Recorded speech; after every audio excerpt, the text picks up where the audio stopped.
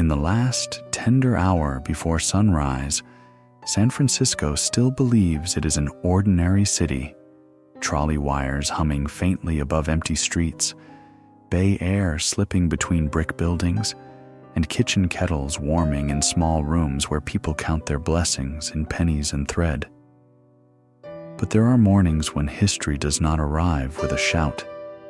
It arrives like a soft hand resting on the shoulder of the world, asking everyone to pause, to listen, and to notice how quickly strangers can become a neighborhood. This is the story of those who owned very little, and yet carried an entire city forward. One careful breath, one shared loaf, one quiet kindness at a time. San Francisco held itself in a kind of suspended hush in the hours before dawn. Not silent exactly, but softened, as if the city had drawn a thin blanket of fog around its shoulders and decided to move more gently for a while. Along Market Street, the street lamps still glowed with a tired amber steadiness, each halo of light dissolving at the edges where the damp air thickened. Above the roadway, trolley wires stretched in clean, patient lines, and now and then a faint metallic hum traveled through them, like a distant chord that refused to fade. Somewhere closer to the bay, a ship's bell sounded once, a simple note carried on salt air, and the sound met the rhythm of footsteps from early workers crossing the sidewalks with collars raised and hands tucked into pockets. South of Market, where the buildings sat closer together and the streets wore a more lived-in face, a lodging house stood with its windows dark and its front steps worn smooth by years of boots. The place had no grand name painted above the door, only a small plaque that read, "Wren House Rooms," though the letters had chipped until they looked almost handwritten. The hallways inside were narrow and familiar with the scent of coal smoke, soap, and damp wool.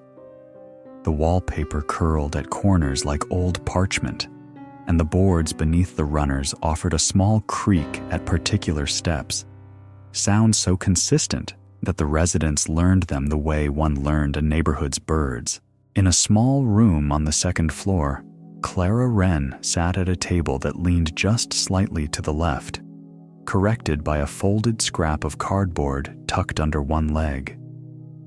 She was not tall, and she did not take up much space even when she moved, but her presence had a quiet certainty, the sort that came from keeping promises to oneself. Her hair was pinned neatly, and an oil lamp on the table threw soft light across a spread of cloth, a tin of buttons, and a needle case polished by frequent use. The air around her smelled faintly of tea leaves and warm cotton, and the only sound in her room was the delicate whisper of thread drawn through fabric, the faintest scrape as her thimble guided a needle home. Clara's work was steady and modest, and that was how she liked it. She mended hems for shop girls who could not afford new skirts, tightened seams for men who needed their jackets to last another season, and made careful repairs that were meant not to be noticed. The mending table had become her small domain, a place where she could make the world behave in a reliable way. Edges aligned, tiers closed, buttons returned to their rightful places. On a hook beside the door hung her mother's blue shawl, folded in a way that suggested it was both cherished and practical. It was the sort of cloth that held warmth without weight, dyed a calm, dusky blue that reminded Clara of evening skies near the water. On this morning, she paused with her needle held between finger and thumb, listening not for trouble, but for the city's ordinary cues. Somewhere down the hall, a kettle began to murmur. From a room below, a man cleared his throat, then hummed a tune that didn't quite become a song. Clara set one finished sleeve aside and laid out another, smoothing the fabric with her palm until it looked almost new. Her hands knew the work well enough that her mind could wander as it pleased, but it did not wander far. It stayed close to the day's list: deliver a repaired waistcoat on Mason Street, collect 2 coins owed from last week's mending, and stop at the corner grocer for a small bag of oats if the price held. Across the city and nearer the waterfront, Elias Mercer moved through his own pre-dawn ritual, different in shape but similar in its quiet reliability. He lived in a narrow rented room above a modest storefront, close enough to the docks that the bay air seemed to live in his walls. The room held a plain chair, a small washstand, and a shelf where he kept his tin lunch pail, polished from habit rather than vanity. Elias was broad-shouldered, with hands made for carrying weight, yet his movements were unhurried, measured, as if he preferred to arrive at tasks with calm already in him. He fastened his shirt buttons and rolled his sleeves with care, not because anyone required it, but because order mattered to him. His lunch pail waited on the shelf beside a coiled length of rope, and he lifted the pail, feeling its familiar heft. Inside was bread wrapped in paper and a wedge of cheese, simple and dependable. He did not mind simplicity. He had learned that a day begun with one solid certainty often ended the same way, even when other things shifted. He stepped to the window and glanced out at the street where gas lights dimmed and a thin layer of mist made the cobbles shine. Farther off, the port cranes stood like dark, patient birds along the edge of the water. Elias's work as a dock porter demanded strength, but it also demanded a kind of awareness that was quieter than most people realized. He knew how to read a load by the way a crate settled, how to hear strain in a rope, how to feel the mood of a busy pier before anyone spoke. It was not a glamorous knowledge, but it was useful, and he carried it with the same steadiness that he carried cargo. As he stepped into the corridor, he nodded to an older woman sweeping the landing, her broom stroke slow and methodical. She greeted him with a soft, familiar word, and he returned it, his voice low so as not to disturb those still behind their doors. In the Wren House lodging house, Clara finished her last stitch and set the needle down with a small, satisfied breath. She rose and crossed the room to wash her hands, the water in the basin cold enough to sharpen her senses. When she dried her fingers on a towel that had seen better days, she did so carefully, as if each thread of the towel mattered. The city outside remained calm, holding its breath in that peculiar, anticipatory way mornings sometimes had. When the light had not yet decided whether it would be bright or gray, Clara stepped into the hallway with her finished garment folded over her arm. A neighbor, Mrs. Hart, stood near her door, adjusting a hat pin, her posture dignified despite the fraying cuff of her coat. They exchanged pleasantries, gentle and brief, and Clara's gaze followed Mrs. Hart's hands with a seamstress's automatic interest, noting how the pin sat and how a small repair might keep the hatband from loosening. Farther down the hall, someone opened a door, and the scent of coffee drifted out, thin but encouraging. A little later, Clara descended the front steps and paused under the awning, letting the cool air meet her face. The street outside the lodging house was not grand, but it had its own quiet beauty. The damp shine on stone, the soft blur of fog in the distance, the steady geometry of buildings that seemed to stand close together for comfort.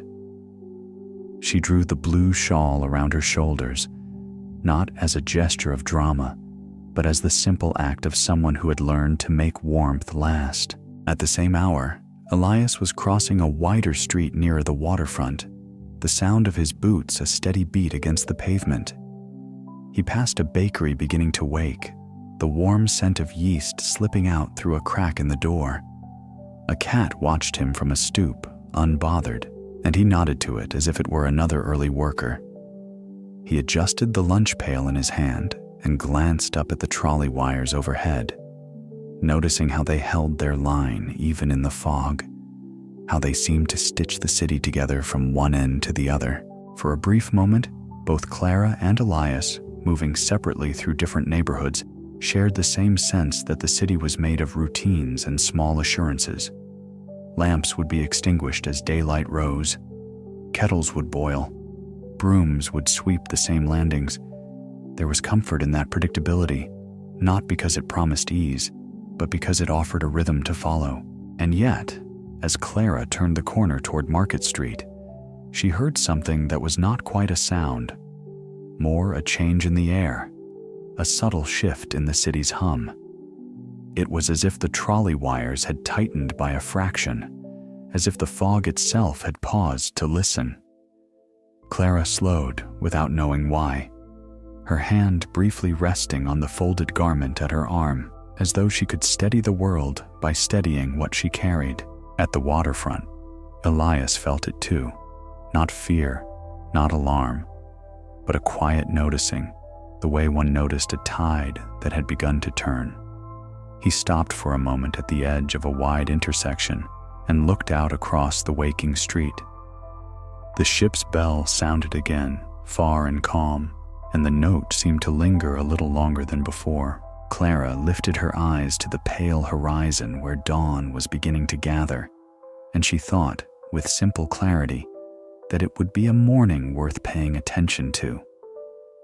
Elias, a few miles away, tightened his grip on the lunch pail and started forward again, unhurried but alert to the city's changed cadence. Between them, San Francisco continued to hum softly, as if preparing to speak in a new voice, and inviting those who listened to meet it with steady hands and open hearts. The morning continued to gather itself in small, ordinary gestures. A delivery cart rattled over the damp stones, its wheels making a soft, rhythmic complaint that faded into the fog's cushion. A bell over a shop door chimed once and then rested. Clara Wren, turning back toward the lodging house for a final check of her things, found the front parlor and its narrow kitchen already awake in a modest way, as though the building had decided to make itself useful before the city asked. Mrs. Hart stood near the counter with a saucepan, and a young boarder with ink-stained fingers hovered by the window, watching the sky lighten by degrees. Clara warmed her hands around a chipped teacup, breathing in the faint scent of steeped leaves and coal heat. The porcelain felt familiar against her palms, a small steadiness that matched the quiet cadence of voices nearby. Elias Mercer, nearer the waterfront, had reached the edge of his working day's beginning. Those few minutes when the docks were not yet loud, but already alive. The bay air moved through the streets with a salted coolness, brushing past stacked crates and the dark silhouettes of cranes. Elias stepped into the doorway of a warehouse office to exchange a greeting with the clerk, who was sharpening a pencil with slow concentration. A ledger lay open on the desk, its columns waiting for numbers, and the room smelled of paper, rope fiber, and last night's lamp oil. Outside, a gull called, not harshly, but as if it were marking the morning's first official note. Elias shifted his weight, lunch pail hanging at his side, and listened to the city's hum as it ran beneath everything like a steady current. Then the current changed. It was not an explosion, not a sudden strike, but a long, deep shiver that seemed to rise from the earth's own center, as though the ground had drawn a careful breath. In the lodging house kitchen, Clara felt the floor subtly loosen its certainty, and the teacup trembled in her hands with a delicate rattle. She did not drop it. Instead, her fingers tightened in a calm, instinctive way, and she set the cup down on the table with the attentiveness of someone placing a precious thing back where it belonged. The kettle on the stove gave a small metallic clink against its ring, and a spoon in a saucer tapped a gentle beat, as if the room had become briefly musical. Mrs. Hart steadied the saucepan with one hand and rested the other on the counter, her posture upright and oddly composed. No one shouted. They simply looked at one another, faces asking the same question without insisting on an answer. At the waterfront, Elias felt the same rolling motion pass through the building's frame. The doorway at his back seemed to shift a fraction, and the window panes in the office sang with a light, glassy vibration. Elias did what his body had learned to do in uncertain spaces. He planted his feet and brought a shoulder to the doorframe, not forcing it, only lending it his steadiness. The clerk paused mid-stroke with the pencil, eyes lifted, expression more thoughtful than alarmed.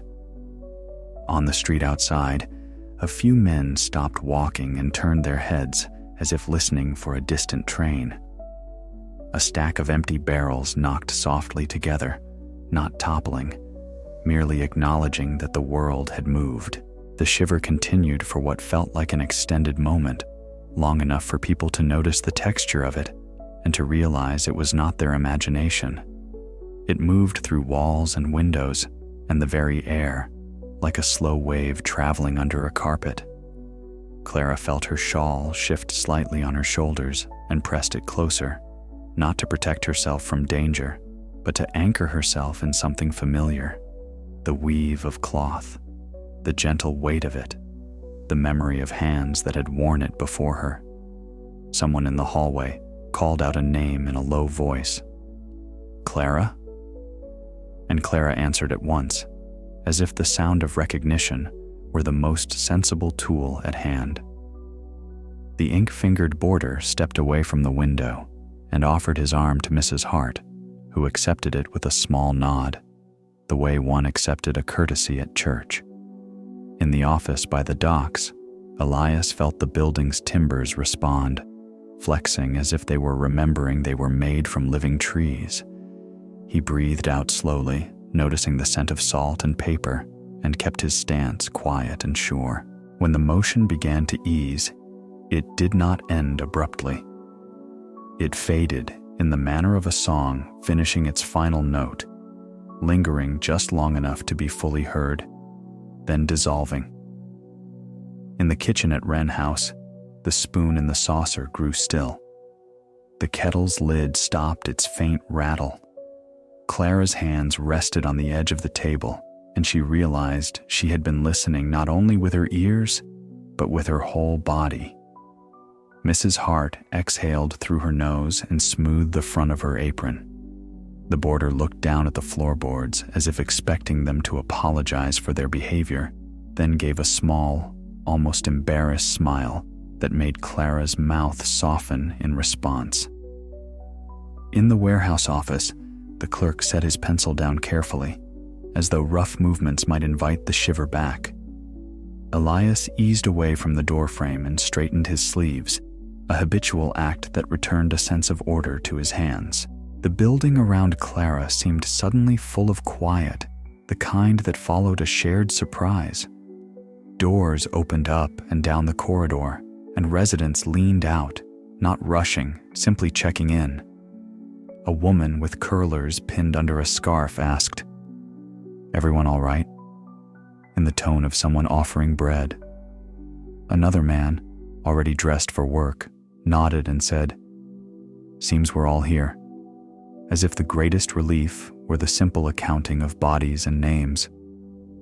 Clara stepped into the hallway, her blue shawl making her easy to spot, and found herself surrounded by familiar faces softened by the same expression, a calm alertness, a readiness to help without making a ceremony of it. A child emerged clutching a wooden toy, and Mrs. Hart bent slightly to smooth the child's hair with 2 gentle passes. No one mentioned catastrophe.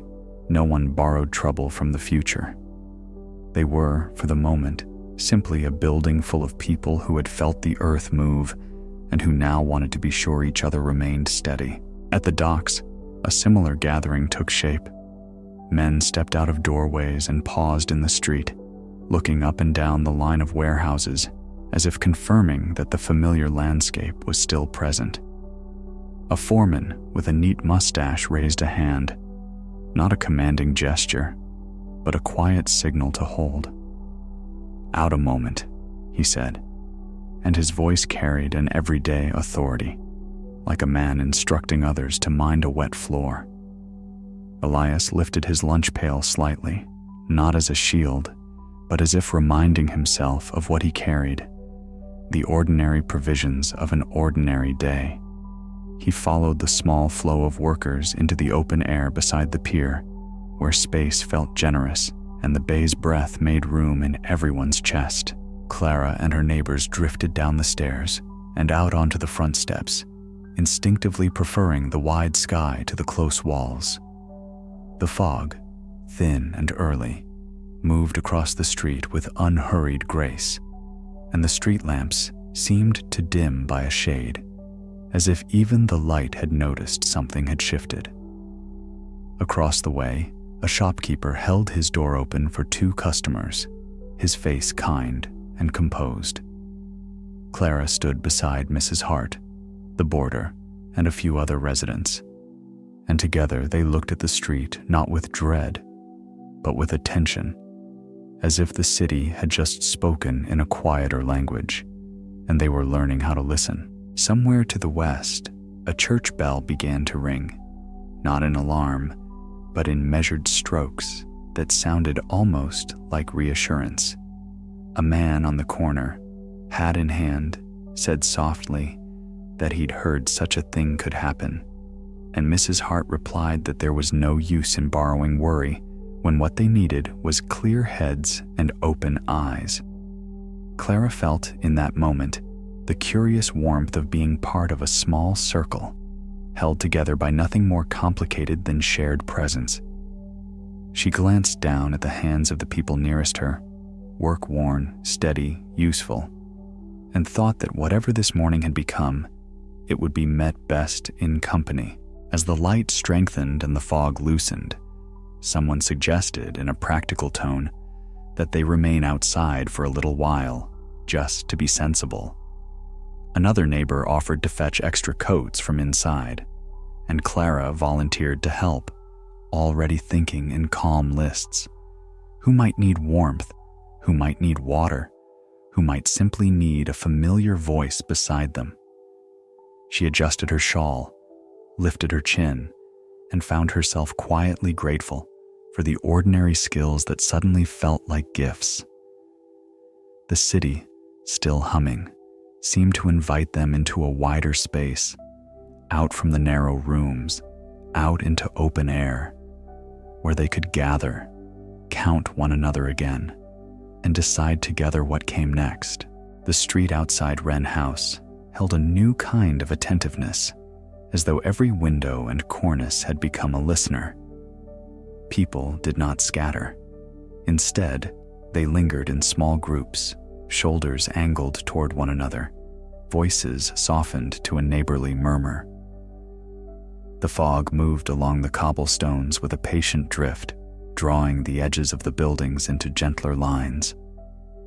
Clara stood under the awning with Mrs. Hart and the ink-fingered boarder, her blue shawl gathered closer across her chest. It was not a gesture of fear so much as an old habit of keeping warmth and composure in place, the same way she kept hems straight and buttons secure. "Best to have a few extra coats," Mrs. Hart said, and her tone carried the calm authority of someone who had shepherded more than one small crisis into order. Clara nodded and volunteered at once.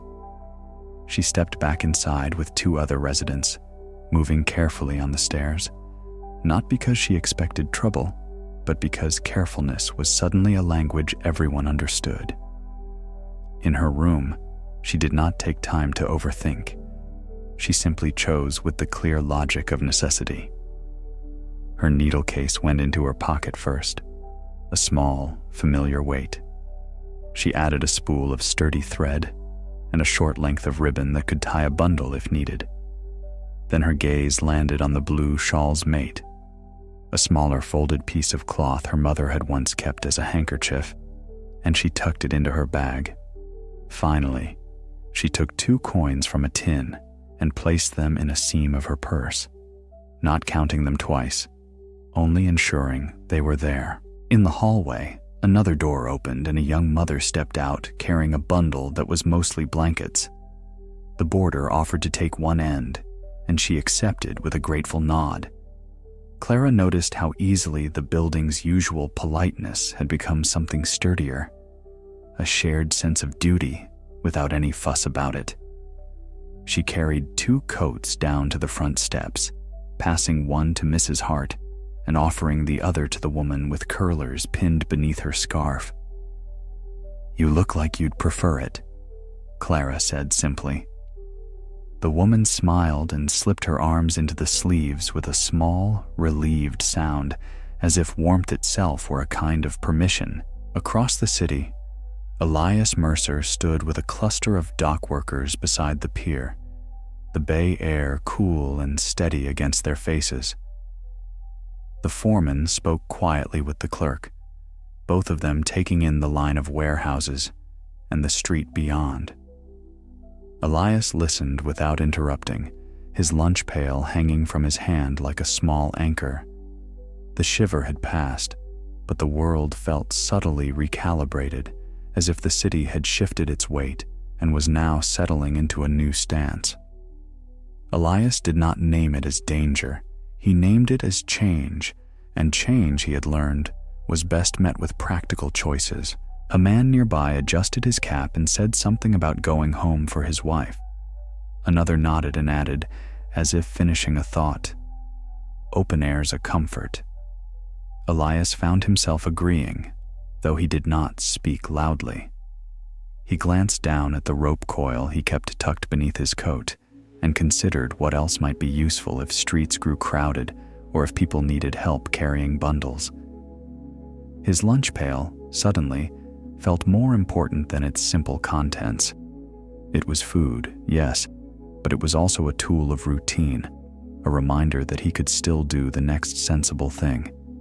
He tightened his grip and began walking inland, not rushing, simply following the same instinct that had guided him to steady door frames.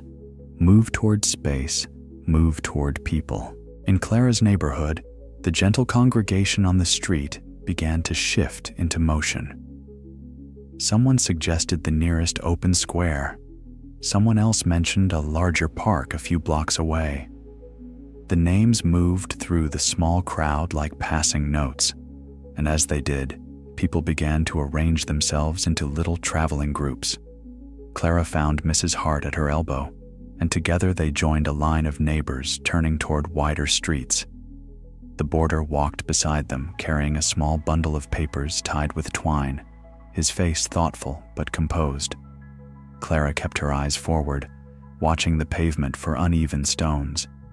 But she also watched the people around her with a seamstress's detail-minded attention, who had sturdy shoes, who needed an arm, who looked for a familiar face. They passed a corner where a shop window had cracked, the glass holding in a spiderweb pattern that caught the street lamp's last glow. A man stood there with a broom, sweeping gently as if tidying could reassure the city. "Careful there," he said, not as a warning, but as a kindness offered freely. Clara answered with a nod and a soft, "Thank you," and the exchange felt like the first stitch in a larger repair. The farther they walked, the more they found others moving in the same direction. A baker carried a basket covered with cloth, the scent of warm bread trailing behind him like a promise. A pair of seamstresses, arms linked, spoke in low tones about where their employer might be waiting, yet their voices held more practicality than worry. A boy trotted along with a small wooden chair balanced on his shoulder, as if he meant to bring comfort with him by force of will. In this gentle procession, Clara realized how little most people carried and how carefully they chose it. It was not the drama of leaving a home behind. It was the simple fact of bringing what mattered most when one could bring only a few things. At a broader intersection, the air changed. It was not wind exactly, but a subtle shift in temperature and scent, as though the city's breath had turned. Clara smelled something sharper beneath the familiar coal and fog, dust, plaster, and the faint mineral tang of disturbed stone. She kept walking, and the people around her kept walking too, but their attention sharpened, as if everyone had become more aware of the sky overhead and the open space ahead. In that moment, Clara's blue shawl felt like more than cloth. It was a piece of continuity, a portable sense of home. She drew it a little tighter and made a quiet vow to keep it clean and dry, because she could not name why. But she felt that small comforts would be valuable in the days to come. Elias's path brought him through streets that widened and narrowed in alternating rhythms. He passed the edge of a market where crates of produce had shifted and merchants were already writing them with measured hands. Someone called out, "You all right there?" And Elias answered with the same steady tone he used on the docks. He noticed how people stood in doorways rather than inside, how they spoke across the street to check on neighbors, how a woman offered a cup of water to a man who looked flushed. The city's responses were not grand. They were granular, made of small considerations that built a bridge from one moment to the next. As Elias approached a familiar thoroughfare, he saw a small stream of people heading inland, and he fell naturally into step behind them. His height made him an easy landmark, and more than once he felt someone draw closer, simply to have another body nearby, another presence that suggested steadiness. A child walked alongside a father holding a battered suitcase, and the child's gaze kept flicking toward Elias's lunch pail. Elias, noticing, loosened the lid a fraction and let the scent of bread drift out. The child's eyes softened. Elias did not offer it yet. He did not assume what would be needed, but he noted the look and stored it away like a useful fact. By the time Clara's group reached a wider avenue, the fog had begun to thin, revealing the pale, early light that made the city seem newly washed.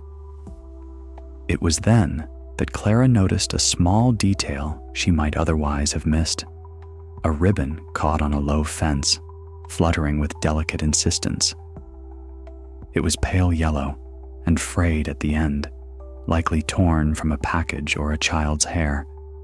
She paused, reached out, and freed it with careful fingers, smoothing it once between thumb and forefinger. The ribbon was not important in itself, yet the act of retrieving it felt like a message to her own mind.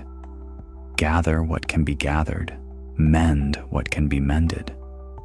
Mrs. Hart looked over. "Always rescuing threads, aren't you?" she said, and there was warmth in her tone. "Threads make bundles," Clara replied, and she tucked the ribbon into her bag.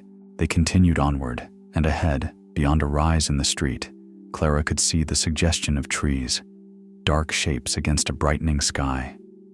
The park then, open ground, space to breathe. Around her, the small crowd's motion became slightly more purposeful, not hurried, simply aligned. Clara felt the quiet relief of having a destination, even if it was only a patch of grass and air. She adjusted the strap of her bag and, without quite planning it, began to notice the people who had fallen into step near her. Faces she might see again, names she would likely learn. At the edge of another street, Elias slowed as he came upon the same gentle migration toward the trees.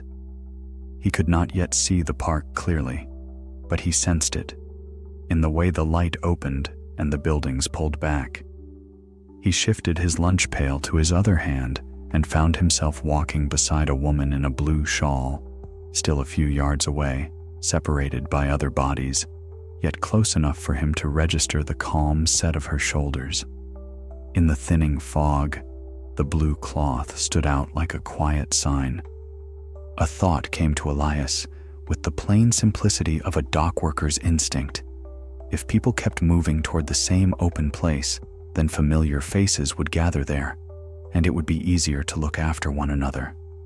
He glanced toward the trees again, then back to the slow-moving crowd, and decided that when he reached the park, he would find a spot near the edge where newcomers could see him and know, without words, that there was room to stand and breathe. As Clara's group neared the first line of trees, she heard, carried on the freshened air, a sound that seemed almost like a welcome. Soft voices ahead, the gentle clink of a pot, and the faint, steady cadence of footsteps on grass instead of stone. The park was not just an open space, it was becoming a meeting place, a shared answer to the morning's quiet question. Clara tightened her hold on her bag, felt the reassuring weight of needle case and thread inside, and stepped forward beneath the branches, as if entering a room where someone had already begun setting out chairs. The park received people the way a wide porch receives guests, without hurry, without judgment, offering space as its first comfort. Trees stood with their branches lifted in quiet patience, and the grass, damp with fog, held the soft imprint of many shoes. Clara Wren stepped beneath the first line of branches and felt the air change at once.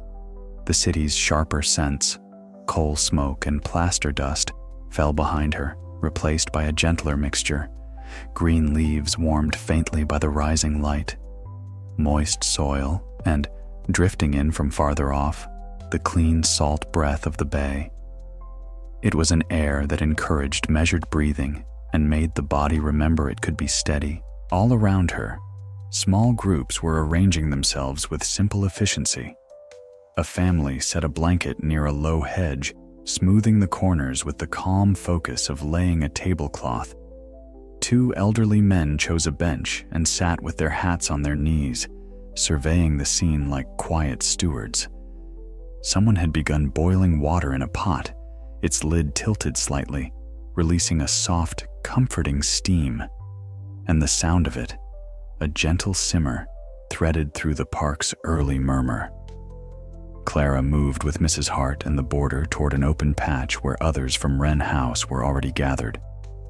There were nods of recognition, hands lifted in greeting, and a few soft calls of names as people counted one another, the way one counted coins, carefully, gratefully. A few minutes later, Elias Mercer arrived from another path, the lunch pail still in his hand and his shoulders carrying their usual composure.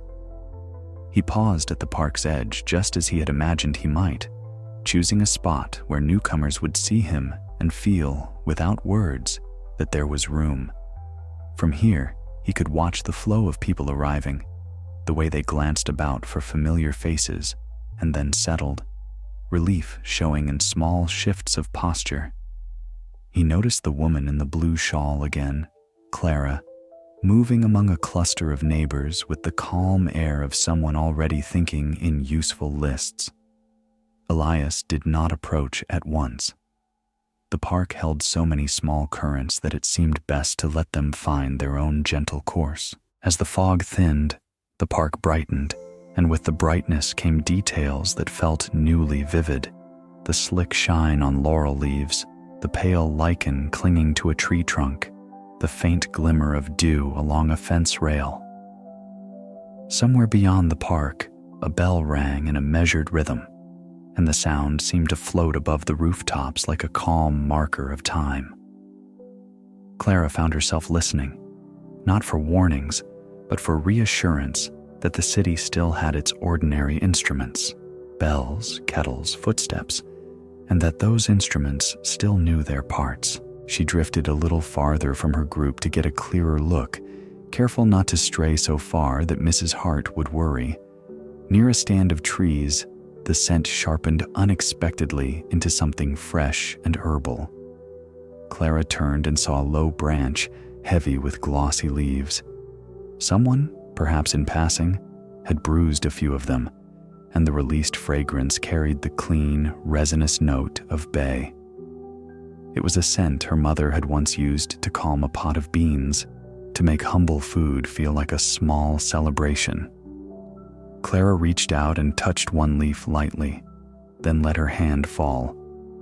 The fragrance lingered on her fingers, and she rubbed it once between thumb and forefinger, as if to store the steadiness of it inside her palm.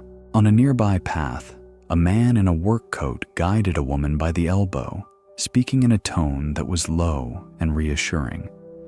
A little boy followed them, holding a tin cup and peering at the steam rising from the boiling pot, as though it were a friendly ghost. A few people began to exchange small offerings, an orange from a pocket, a handkerchief, a folded scarf, without any sense of sacrifice, as if the act of sharing made their possessions feel less fragile. Clara returned to her cluster and quietly placed the 2 extra coats within easy reach, then pulled her needle case from her pocket and checked its contents with the carefulness of a person confirming her tools are ready, Mrs. Hart noticed.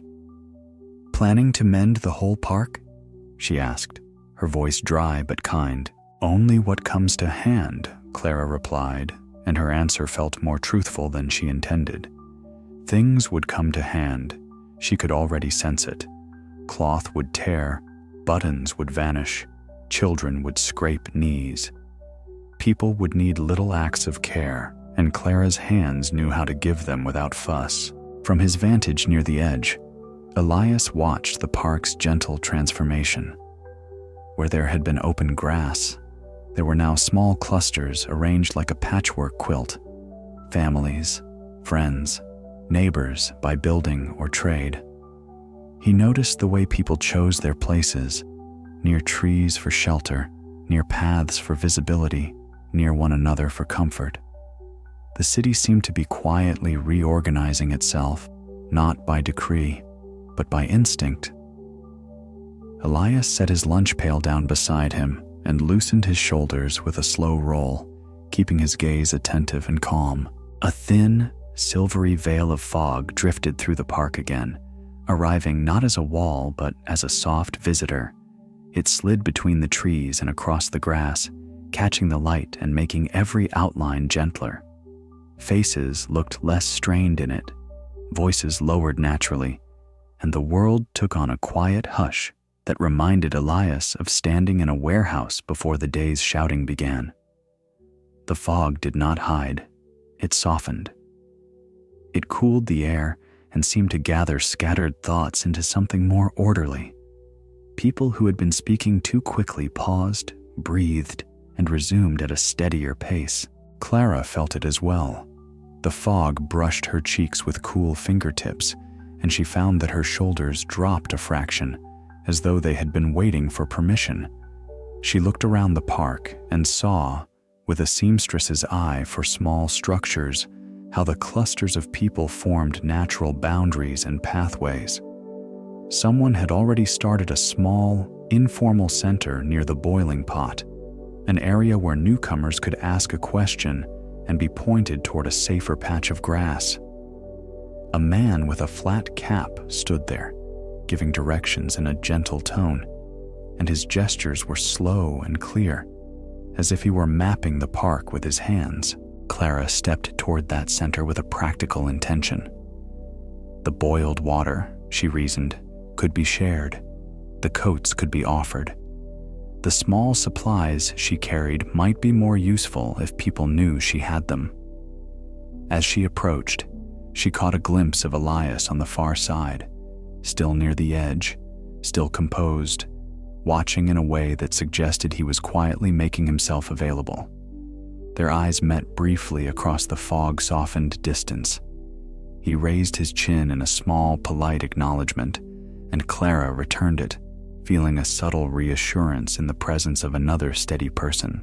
As the morning grew, the park began to feel less like a place people had fled to, and more like a place they had chosen.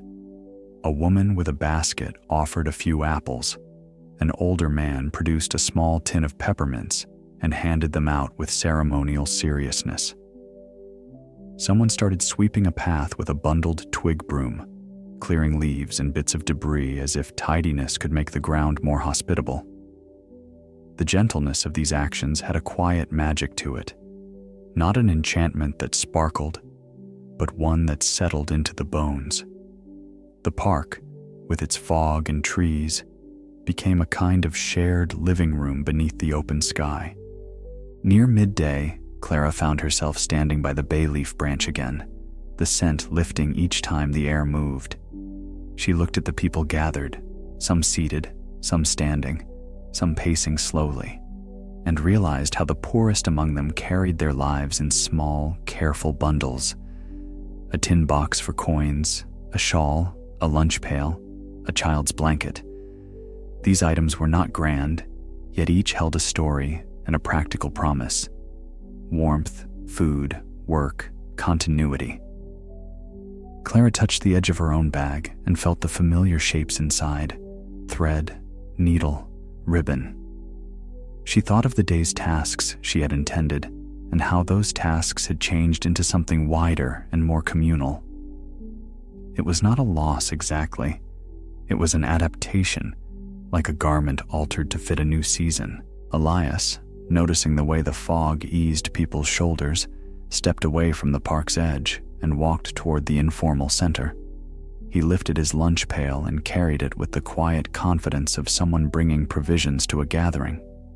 As he drew near, he heard the soft clink of the pot lid, smelled the steam, and felt the atmosphere settle into a rhythm that made sense. People arriving, people being guided, people finding a place to pause.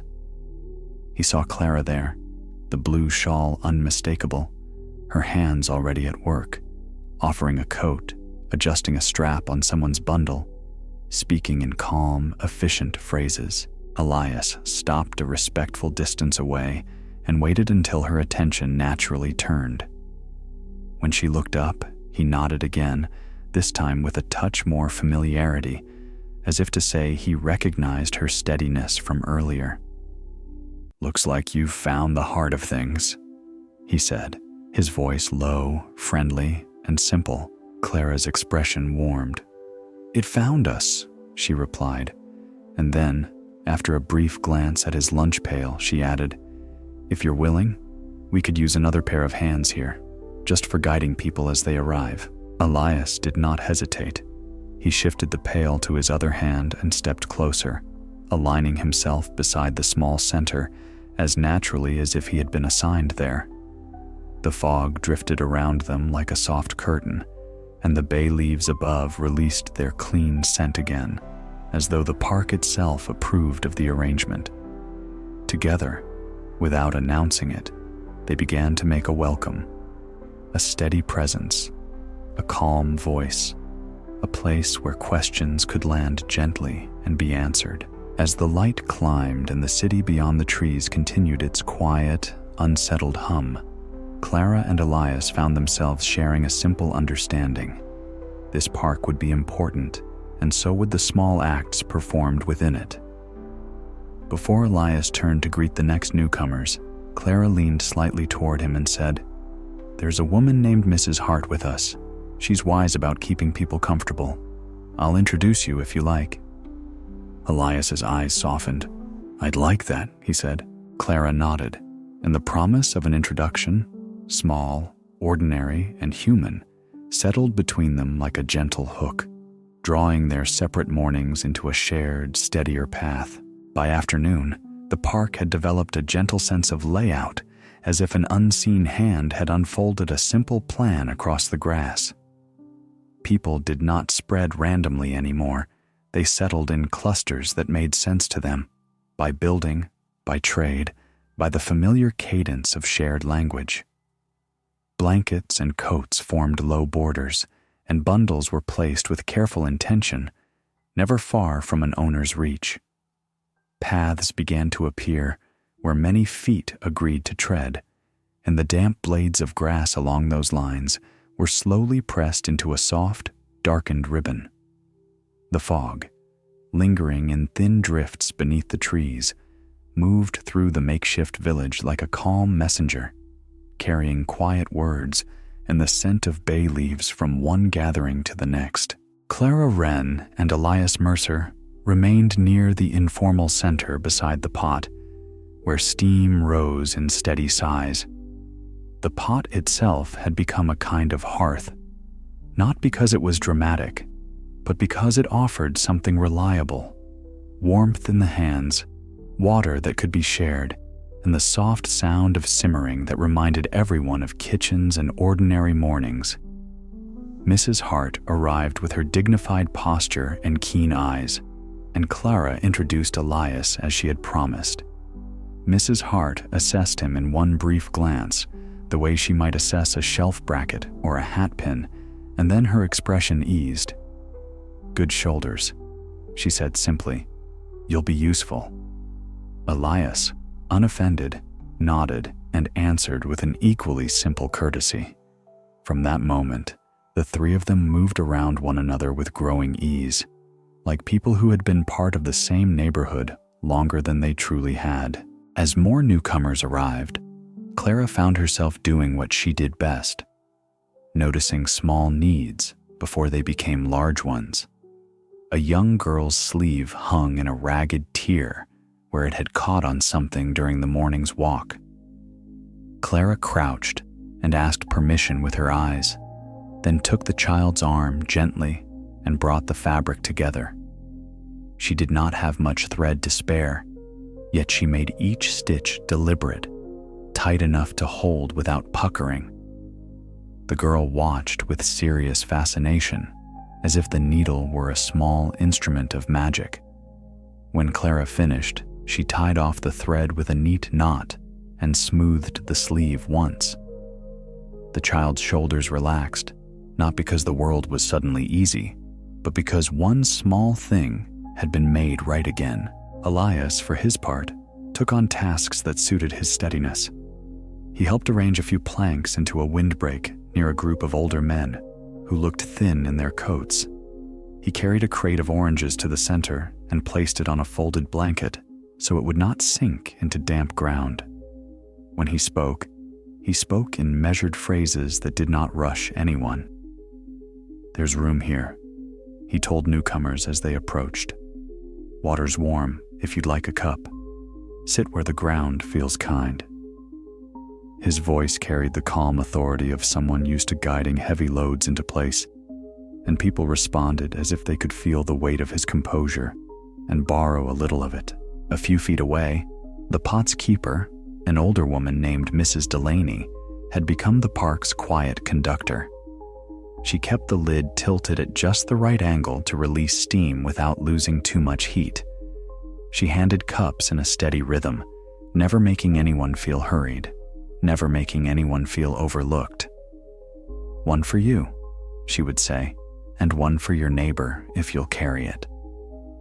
In this way, she turned distribution into community, and people who might otherwise have remained strangers found themselves passing warmth along a small chain of hands. As the sun lowered and the light shifted to a softer gold, the park's makeshift village began to prepare itself for evening. There was no alarm in this preparation, only practicality, the kind that came naturally to those who had long learned to stretch resources. Someone found an old door and laid it flat between two tree roots to make a dry surface for supplies. A man with carpenter's hands produced a small hammer from his pocket, as if he had always carried it for exactly this purpose, and he showed others how to brace a leaning board against a fallen limb. Blankets were spread more carefully now, coats were layered. People spoke of wind direction and dampness with the same tone they might use for discussing tomorrow's market price. Clara moved between clusters with her needle case in her pocket and a growing list in her mind. Who had shoes that pinched? Who needed a scarf? Who had a cough that sounded raw? She did not dramatize her observations. She simply acted on them when she could. At one point, she noticed a boy standing alone with an expression of quiet confusion, his hands empty, his eyes scanning the park as if looking for a missing landmark. Clara approached slowly, keeping her body language gentle and non-threatening. "Are you looking for someone?" she asked. "My aunt," he said. "She had a red hat, like a little flower." Clara considered the description and nodded. "That's a good detail," she said. "Come to the center. People will see you there." She offered him the end of her shawl rather than her hand, letting him choose closeness without being forced into it. The boy took the edge of the cloth lightly between his fingers, and together they walked back toward the steaming pot, where faces turned and noticed him. Within minutes, a woman with a red hat, indeed shaped like a small flower, called his name with a sound that was half relief and half scolding affection. The reunion was modest, the way reunions often were among people used to keeping their emotions private. Yet the warmth of it moved through nearby observers like a quiet gust. Elias watched these small scenes with the attentive calm of someone who understood that stability was made of such moments. He opened his lunch pail at the edge of the center and found that the simple food inside, bread and cheese, had not lost its appeal. He broke the bread neatly, not tearing it, and offered a portion to a man who had been helping lift planks. The man hesitated out of habit, then accepted when Elias nodded as if sharing were the most ordinary thing in the world. The bread's crust made a soft crackle, and the sound seemed to signal something important. There would be hunger, yes, but there would also be hands willing to divide what they had. As twilight deepened, the fog returned in a slightly thicker layer, wrapping the village in a cooler hush. It softened the outlines of tents made from blankets and doors, turned faces into gentle shapes lit by the last of the day's sky. Someone produced a lantern, an ordinary one, dented at the base, and set it near the pot, where its light made the steam glow like pale ribbon. The lantern's flame did not flare. It held steady, as if it understood its role was to comfort rather than impress. Clara found herself lingering near it, drawn to the simple warmth of the light on her hands. Mrs. Hart appeared beside her, carrying a folded blanket over one arm. "We'll do better if we assign small duties," she said quietly. "Nothing grand, just order." Clara nodded. "I can mend and keep an eye on the children," she replied, thinking of how naturally children drifted toward the center. "And Elias can help with the heavier things," Mrs. Hart said, her gaze moving toward him. "He has the look of someone who notices trouble before it arrives." Clara glanced at Elias and saw him adjusting a plank that had begun to slip, his movements patient, his expression composed. She felt a small gratitude for his presence, though she did not dress it up with sentiment. It was simply true that another steady person made the work lighter. People began to settle into their chosen spots. Soft conversation continued, stories of where someone had been standing when the earth shivered, of a teacup saved, of a neighbor found. There was no appetite for grand retellings. The tone remained practical, gently reflective. Clara sat on a folded coat near her cluster and took out her needle case, beginning to repair a torn pocket for one of the older men. Elias sat a short distance away, back against a tree trunk, watching the park's pathways with a kind of protective ease. The village, though improvised, felt coherent now, as if everyone had agreed to keep it gentle. It was then, when the light was low and the fog had turned the world softer, that a figure appeared at the far edge of the meadow with a handcart. The cart's wheels made hardly any sound on the grass, and the person guiding it moved with a calm, unhurried grace. Lanterns hung from the cart in a neat row, their glass catching what little light remained and holding it like captured honey. The figure paused, scanned the gathered people with quiet attention, and then began to roll the cart forward, lanterns swaying slightly as if nodding hello.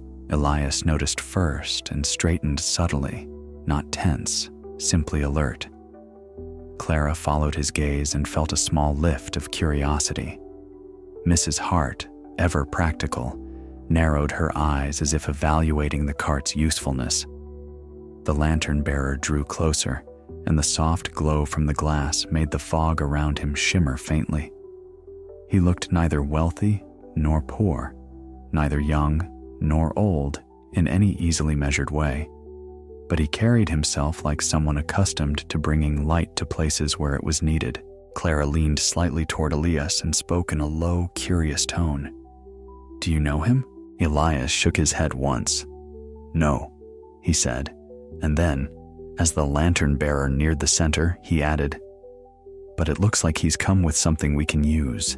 The cart rolled to a stop near the steaming pot, and the lantern bearer lifted his head as if preparing to speak. The village's voices softened, not in fear, but in the natural pause people made when a new presence arrived with a clear purpose. In the warm, steady glow, Clara felt the evening shift from mere survival into something more communal, an invitation to gather closer, to share light as well as bread, and she found herself ready to listen. The lantern bearer waited a moment before speaking, as if giving the park's new village time to decide that his presence belonged. The fog had thickened into a cool veil, turning the meadow into a quiet stage where light mattered more than distance. When he finally stepped forward, the wheels of his handcart did not creak. They seemed to glide over the grass with the practiced ease of a familiar errand. He wore a simple wool coat, brushed clean but well used, and a flat cap pulled low enough to shade his eyes without hiding them. His face was calm, lined not by worry, but by the kind of attentiveness that came from watching others and remembering what they needed. In the lantern glow, his features held a gentle steadiness, as if he carried his own small portion of dawn wherever he went. "My name is Ashby Rowan," he said, and his voice was quiet but clear, shaped for open air. "I've brought a few lanterns, not for any grand purpose, only to keep the edges of the evening kind." He lifted one lantern from the cart with careful hands and set it down beside Mrs. Delaney's simmering pot. The glass caught the steam and made it look like pale ribbon drifting upward. A low murmur moved through the nearby clusters. Curiosity without suspicion, gratitude without ceremony. Mrs. Hart stepped closer first, her posture both protective and welcoming. "Lanterns are useful," she said, her eyes assessing the cart's tidy row. "And you are bringing them freely?" Ashby's mouth curved into something that was not quite a smile, but close. "Freely," he answered, "with one small request, that they be placed where darkness gathers most, and that someone keep an eye on the flame. Lanterns prefer company." It was a peculiar phrasing, as though the lanterns had opinions, yet it did not sound strange in his voice. The park itself had already begun to feel softly enchanted, not with sparks or spectacle, but with the way ordinary acts of care seem to multiply when shared. Clara, seated nearby with her needle case, looked at the lantern Ashby had set down and noticed how steady the flame was, how it did not flicker despite the cool breath of fog. The light seemed to hold itself politely within the glass, offering warmth to faces without demanding attention. Elias rose from his place against the tree and approached at an unhurried pace. He did not crowd the newcomer, but he moved with the practical confidence of someone who understood supplies. "If you're placing them," he said, "I can help carry, and I can make sure they're set where people can see their way without tripping over bundles." He nodded toward the cart, then toward the paths the village had worn into the grass. Ashby's gaze met his, and for a moment Elias felt as if he were being looked at not merely as a strong back, but as a person with a particular kind of steadiness. "That would be well," Ashby said. "The lantern's like a steady hand, too." Clara rose as well, smoothing her skirt and gathering her blue shawl close. She moved to Mrs. Delaney and spoke quietly, ensuring the simmering pot would not be left unattended while people shifted. Mrs. Delaney, warm-eyed and calm, gestured with her ladle. "Go on," she said. "Light belongs where it's needed." Clara nodded and returned to the small center, where Mrs. Hart stood like an anchor. The three of them, Clara, Elias, and Mrs. Hart, formed a gentle triangle of readiness around Ashby Rowan, who opened the cart's side panel and revealed a small box of matches, trimmed wicks, and a tin of oil. There was no drama in the distribution. Ashby lifted lanterns one by one, offering each with a simple instruction. Near the children's corner, or by the path to the water cup, or at the far hedge where the fog gathers. Elias carried them carefully, both hands around the metal base, as if transporting something fragile and important. Clara followed with her needle case and a scrap of ribbon, tying a small marker to one lantern's handle so people could recognize it as a communal light rather than a personal possession. Mrs. Hart directed placement with the quiet authority of a woman organizing a household, ensuring that clusters remained visible and that the paths between them felt friendly. As the lanterns took their places, the park changed. The meadow did not become bright, but it became readable. Corners softened by fog gained gentle definition. Faces gained a warm glow that made them look less tired and more familiar. The steam from the pot, now lit from below, seemed to rise in slow, luminous strands. Clara noticed how people's voices naturally lowered, not because they were forced to be quiet, but because the scene invited softness. Even the leaves overhead seemed to hold still, as though listening. Ashby Rowan moved among the clusters with unhurried purpose, pausing where someone looked uncertain, offering a lantern to be placed nearby without making them ask. His presence carried a subtle order, not imposed but suggested, like a melody that others found themselves following. More than once, he crouched to adjust a lantern's base so it sat level on the uneven ground, and each time he did, he spoke in a tone that was almost conversational with the object itself. "There," he would murmur. "That's better. You'll do fine here." It was gentle nonsense, perhaps, and yet the lanterns seemed to respond by glowing with a steadier calm.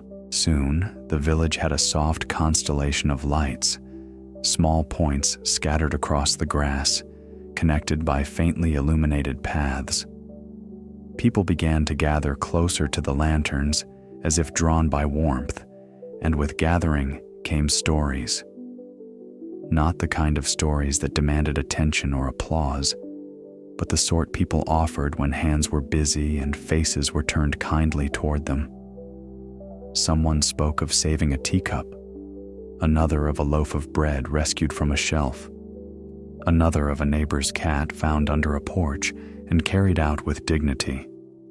These were not heroic tales. They were tales of ordinary affection for ordinary life. Ashby, having finished his distribution, returned to the center near the simmering pot. He stood with his hands loosely folded, as though he had come not only to bring light, but to witness what people did with it. Mrs. Hart approached him again, her earlier suspicion now replaced by practical curiosity. "You seem to know where darkness gathers," she said. Ashby looked out across the meadow, his gaze resting on the fog-silvered hedges and the clusters of people. "Darkness gathers where people feel alone," he replied, "and where they can't see the next step." He gestured gently toward a lantern by the far path where a few newcomers had just arrived and were being greeted by a woman with a basket. Light helps with both. Elias, returning from placing the last lantern, stood beside Clara near the pot.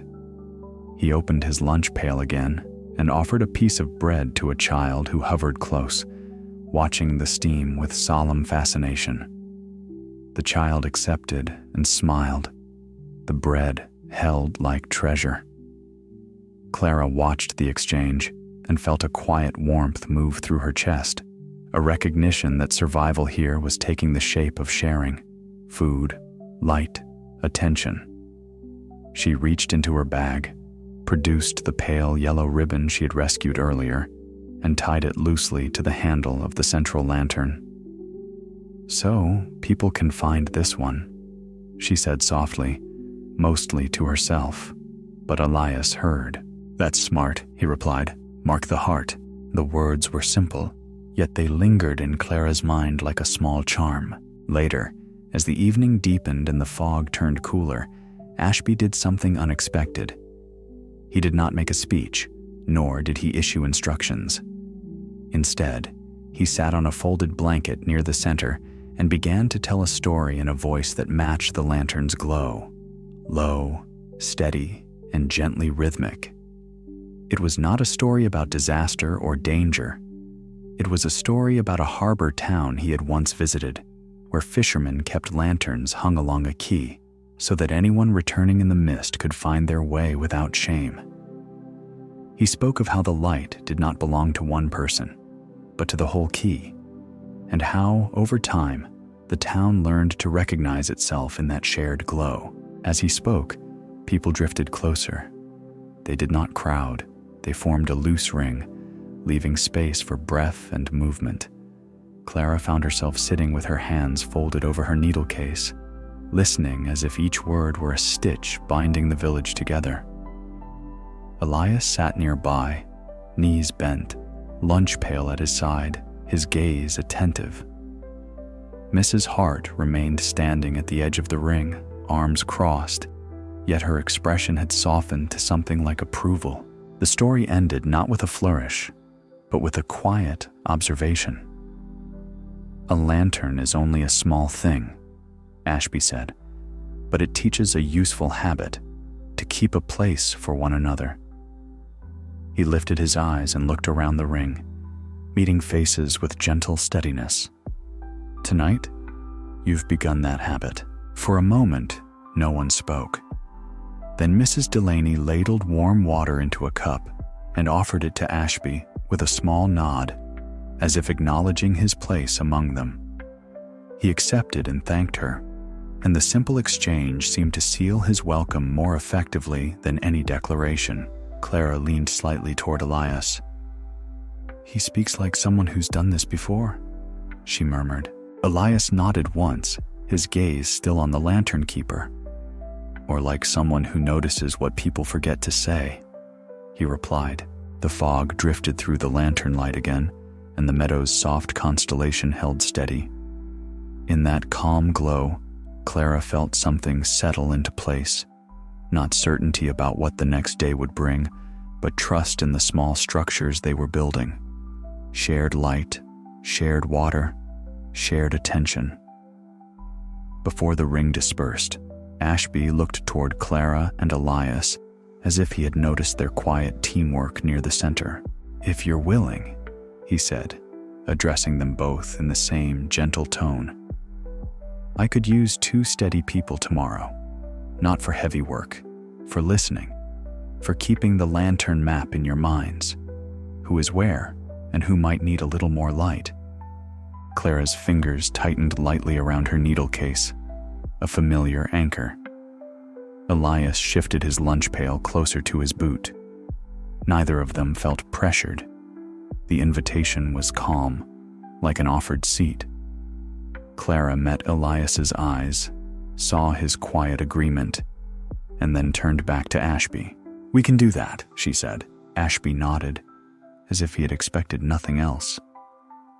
"Then we'll meet here," he replied, gesturing toward the central lantern with the yellow ribbon. "When the morning light is soft and the fog is thinning." The promise settled gently over the meadow, not as a demand, but as a clear next step, an invitation to continue building this quiet village by the simple art of paying attention. Morning arrived with a clear, practical mood, as if the park itself had decided to be useful.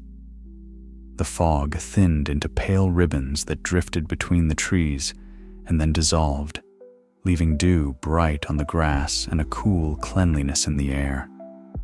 Lanterns still glowed in soft pockets where the light of day had not yet reached, their flames steady and well-mannered, as though they understood how to share space with sunrise. Around the meadow, people rose and began small tasks without being told, folding blankets, straightening stacks of bundles, sweeping the worn paths with twig brooms, checking on neighbors with quiet questions that sounded like greetings. Clara Wren made her way toward the central lantern with the yellow ribbon, her needle case tucked safely into her bag. She moved with the calm efficiency of someone who already knew that the day would be made of small choices. Near the simmering pot, Mrs. Delaney had replaced yesterday's cup sharing with a more orderly arrangement. A few tin cups set in a row on a folded cloth, a ladle resting on a board, and a small slate where someone had written, in careful hand, "Warm water, here." Elias Mercer arrived a moment later from the meadow's edge, lunch pail in hand, his shoulders relaxed but attentive. He greeted Clara with a simple nod that felt like a continuation of their shared work rather than a formal beginning. Ashby Rowan appeared as the light turned gentler, as promised, with his handcart now carrying fewer lanterns and more supplies, trimmed wicks, oil tins, and a bundle of paper scraps that looked like torn packaging collected from the city's streets. "We'll keep our listening today," he said quietly, joining them near the ribbon-marked lantern. "And we'll keep our eyes on the lines." He did not need to explain which lines. Already, the park had begun to produce them. A slow, patient queue forming near the path where volunteers from outside the meadow were arriving with crates and cloth-wrapped bundles. Relief, when it arrived, did not come with fanfare. It came with the soft clatter of wooden boxes placed on the grass, with the rustle of paper bags, with the measured voices of men and women calling out instructions meant to help rather than hurry. A pair of volunteers, one in a neat coat, one in shirt sleeves, set up a distribution point near the park's entrance. They arranged loaves of bread in plain wrapping, stacks of biscuits, and a few crates of oranges. A small sign went up. "One per person, please wait." The words were simple, and so was the mood. People did not surge. They lined up with the quiet discipline of those who had lived through lean seasons before. Clara watched the line take shape, her eyes drawn not to impatience, but to the subtle negotiations of dignity. Some people stood as if they were trying to take up less room than their bodies required. Others kept their gaze fixed on the trees, as though looking directly at food might be rude. A man in a worn coat held his hat in his hands and kept smoothing the brim with his thumb. A young mother adjusted her child's collar twice, more from nerves than from need. Clara recognized the feeling beneath these gestures, the desire to accept help without becoming a burden, to remain oneself while circumstances shifted. She moved along the side of the line, not interrupting, simply offering small steadiness where she could. "You're in the right place," she told an older woman who looked uncertain, guiding her gently toward the end of the queue. To a boy who kept stepping out of line and back in again, she said, "Stay close to your aunt, love," with a warmth that did not shame him. When she noticed a man's shoelace trailing loose, she pointed it out softly, and he thanked her as if she had saved him from a much larger trouble. Elias positioned himself near a narrow point where two paths met, a place where newcomers tended to hesitate. He did not bark directions. He offered them in calm phrases. "Bread lines that way," he said, gesturing with an open palm. "Warm waters here. If you're looking for someone, the ribbon lantern is a good meeting point." His height and steady posture made him easy to spot, and people seemed to relax when they saw him, as though his presence assured them the park still had its quiet order. Ashby moved through the crowd with a different kind of attention. He listened more than he spoke, pausing near clusters and letting people's worries and practical questions drift toward him. When someone asked, "Do you think there will be more?" he did not answer with a promise he could not keep. He answered with a habit. "We'll make what arrives go farther," he said, and he nodded toward the volunteers, toward the line, toward the small systems already forming. And we'll notice who needs an extra bit of warmth. As the first loaves were handed out, a subtle change passed through the park. It was not exuberance. It was relief settling into shoulders and unclenching hands. People accepted bread in plain wrapping with careful gratitude, as if the paper itself were fragile. Some tucked the loaf into a bag immediately, saving it. Others broke off a corner at once, letting the simple taste anchor them in the present. Elias watched a child take a bite and then look up, wide-eyed, as if realizing that ordinary comforts still existed in the world. The child's mother covered her mouth with her fingers for a moment, then lowered her hand and smiled in a way that was small but true. Clara found herself near the distribution point, just as a volunteer handed her a loaf. The paper was thin and creased, folded quickly, and it held the warmth of fresh bread like a secret. She did not eat immediately. Instead, she carried it back toward the center, where Mrs. Hart had begun organizing a small table of shared items, extra cups, spare cloth, a few buttons on a saucer. "We'll keep it tidy," Mrs. Hart said, smoothing the edge of a folded blanket that served as the tablecloth. "Tidiness makes people calmer." She glanced at Clara's loaf. "And we'll keep it fair." Clara placed the bread on the table and tore it cleanly in half. The crust gave a soft, satisfying crack, and the steam inside was faint but present, a gentle breath. She handed one half to Mrs. Hart without ceremony. "For you," she said. Mrs. Hart took it, her eyes softening despite herself. "You have good instincts," she replied, and for Mrs. Hart, it was nearly the same as praise. Elias returned a few minutes later, carrying his own portion and 2 oranges that someone had pressed into his hands. He set one orange near the table and rolled the other in his palm, as if weighing whether to eat it or save it. Clara noticed a younger man hovering at the edge of the center, gaze fixed on the bread with a restrained hunger. His coat was too thin for the morning chill, and his hands were stained with soot, as if he had been helping clear debris somewhere. He hesitated, pride and need tugging him in opposite directions. Clara did not call him out. She simply turned, tore off a modest piece from her half, and held it out in a way that made refusal feel unnecessary rather than humiliating. "Have a bit," she said quietly. "It's easier to think with something warm in you." The man blinked, then accepted, nodding once. "Thank you," he said, and the words sounded like they belonged to an older world, a world where gratitude could still be plain and uncomplicated. A gentle pattern emerged across the park. Bread in hand, people became more useful. They carried crates, fetched water, helped straighten blankets, guided newcomers. It was as though nourishment did more than fill a stomach. It returned a person to themselves. Even the fog, lingering at the edges, seemed less heavy.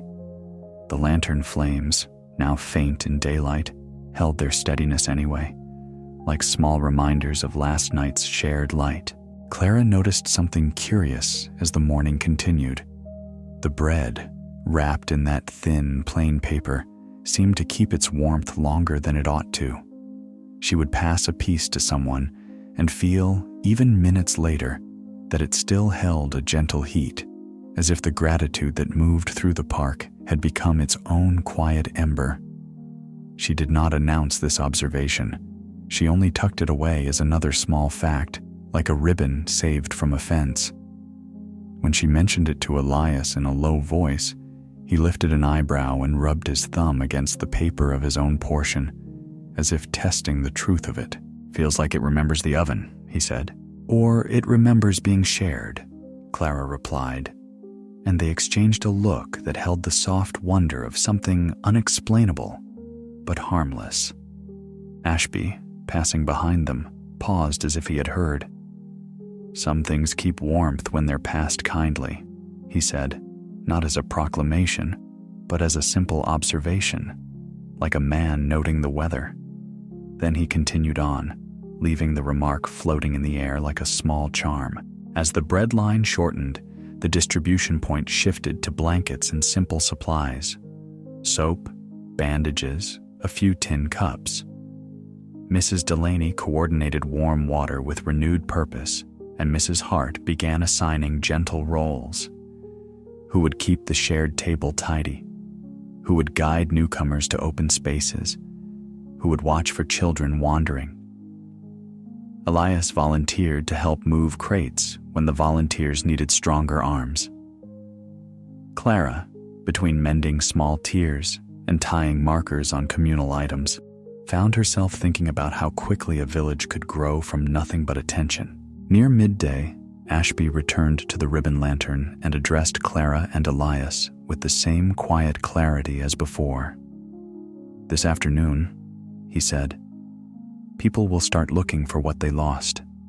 Names, bundles, small keepsakes. It will help if we make a place for those things so they can find their way back." His gaze rested on Clara's bag, where ribbon and needle case lived alongside careful habit. "You have the hands for that, Clara.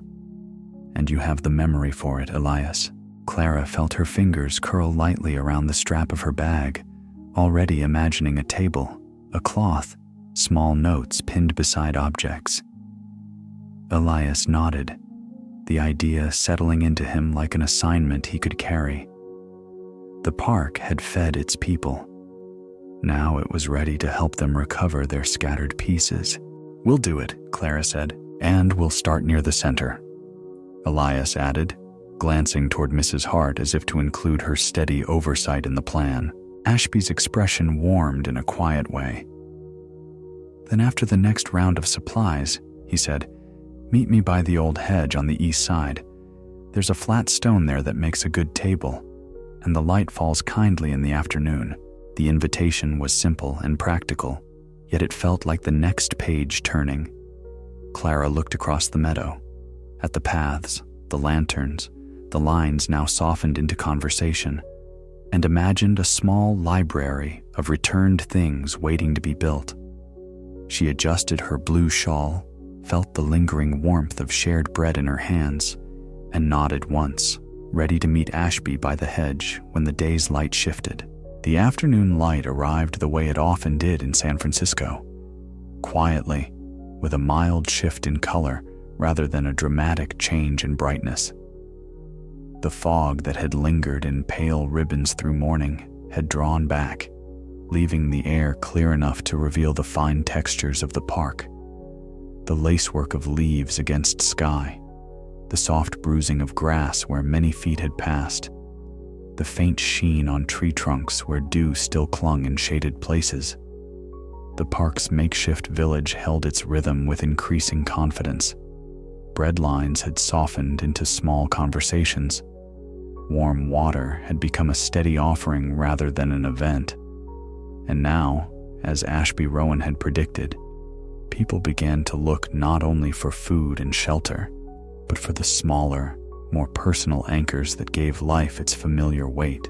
Clara Wren met Elias Mercer at the ribbon-marked lantern, and together they walked toward the east hedge, where Ashby had said the light fell kindly. Mrs. Hart followed a few paces behind, carrying a folded cloth and a small bundle of twine, with the air of a woman arriving to supervise an enterprise that ought to be done properly. When they reached the hedge, they found Ashby already there, standing beside a flat stone broad enough to serve as a tabletop. The stone's surface was worn smooth at the center, as if it had been used for years as a resting place for hands and parcels. Sunlight reached it through the leaves in gentle patches, and the shade around it kept the air cool. "This will do," Ashby said, as though he were choosing a reading table in a library rather than a makeshift station in a park. He set down a small pouch and withdrew several scraps of paper, some torn from packaging, some folded from old notices. "We make a place," he continued, "and people will bring what they find. Not because they're told to, but because it's easier to return a thing when it has a clear home." Clara spread Mrs. Hart's cloth over the stone, smoothing it with both palms until it lay flat.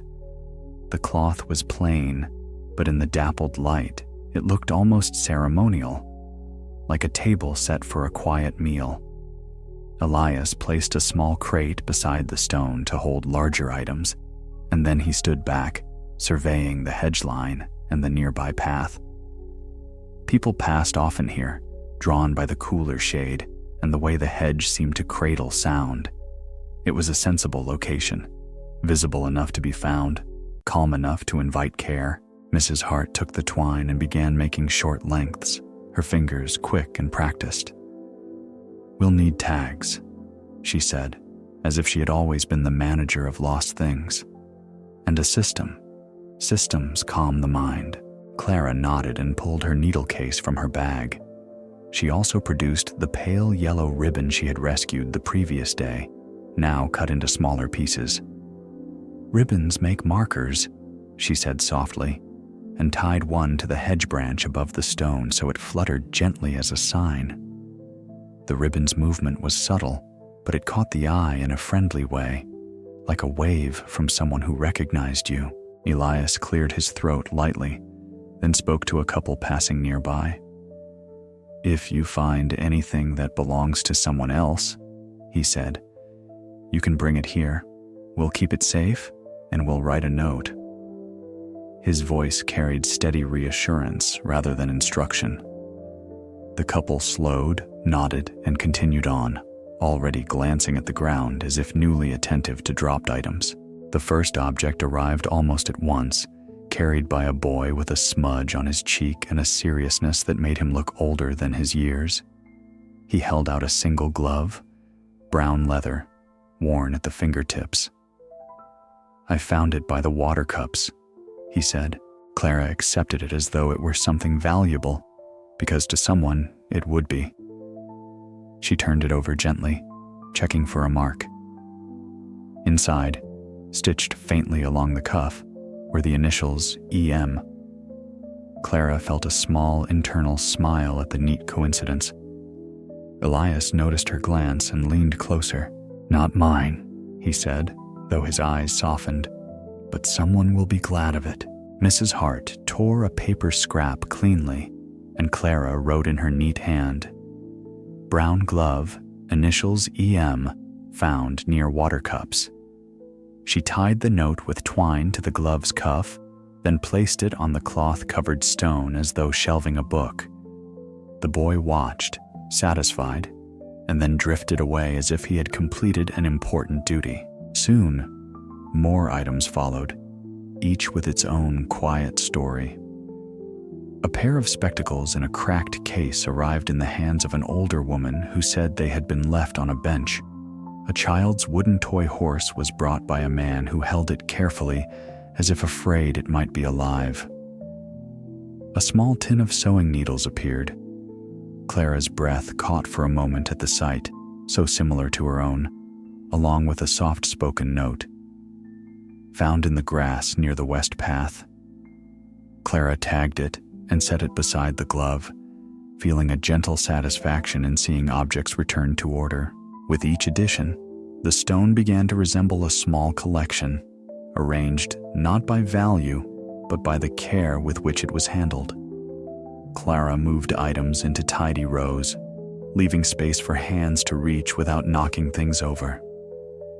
Elias stood nearby, quietly observing the people who approached, those searching, those offering, those simply curious. He found that he could remember descriptions with surprising clarity. The woman asking after a red scarf with fringed ends.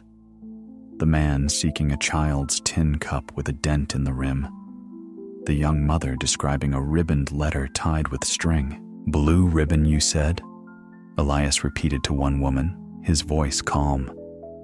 "And the paper was folded twice, not 3?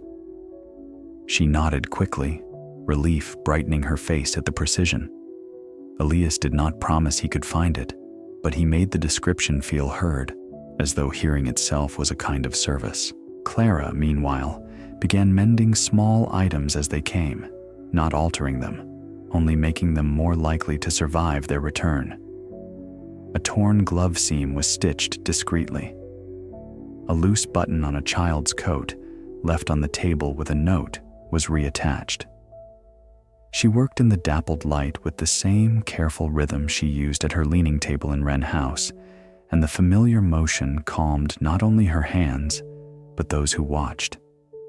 People lingered, drawn by the quiet certainty that something could be repaired. Ashby Rowan hovered at the edge of the little station, more witness than director.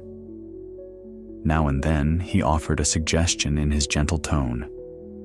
Put the spectacles nearer the front, where someone who needs them can see them at once. Or he smoothed the cloth when it wrinkled. Once, as Clara tied another tag, he placed a small lantern on the stone's edge, unlit in the daylight but present, as if naming the table a place of guidance. The lantern's brass caught the sun in a soft gleam, and the effect was subtle but comforting, like a sign above a door.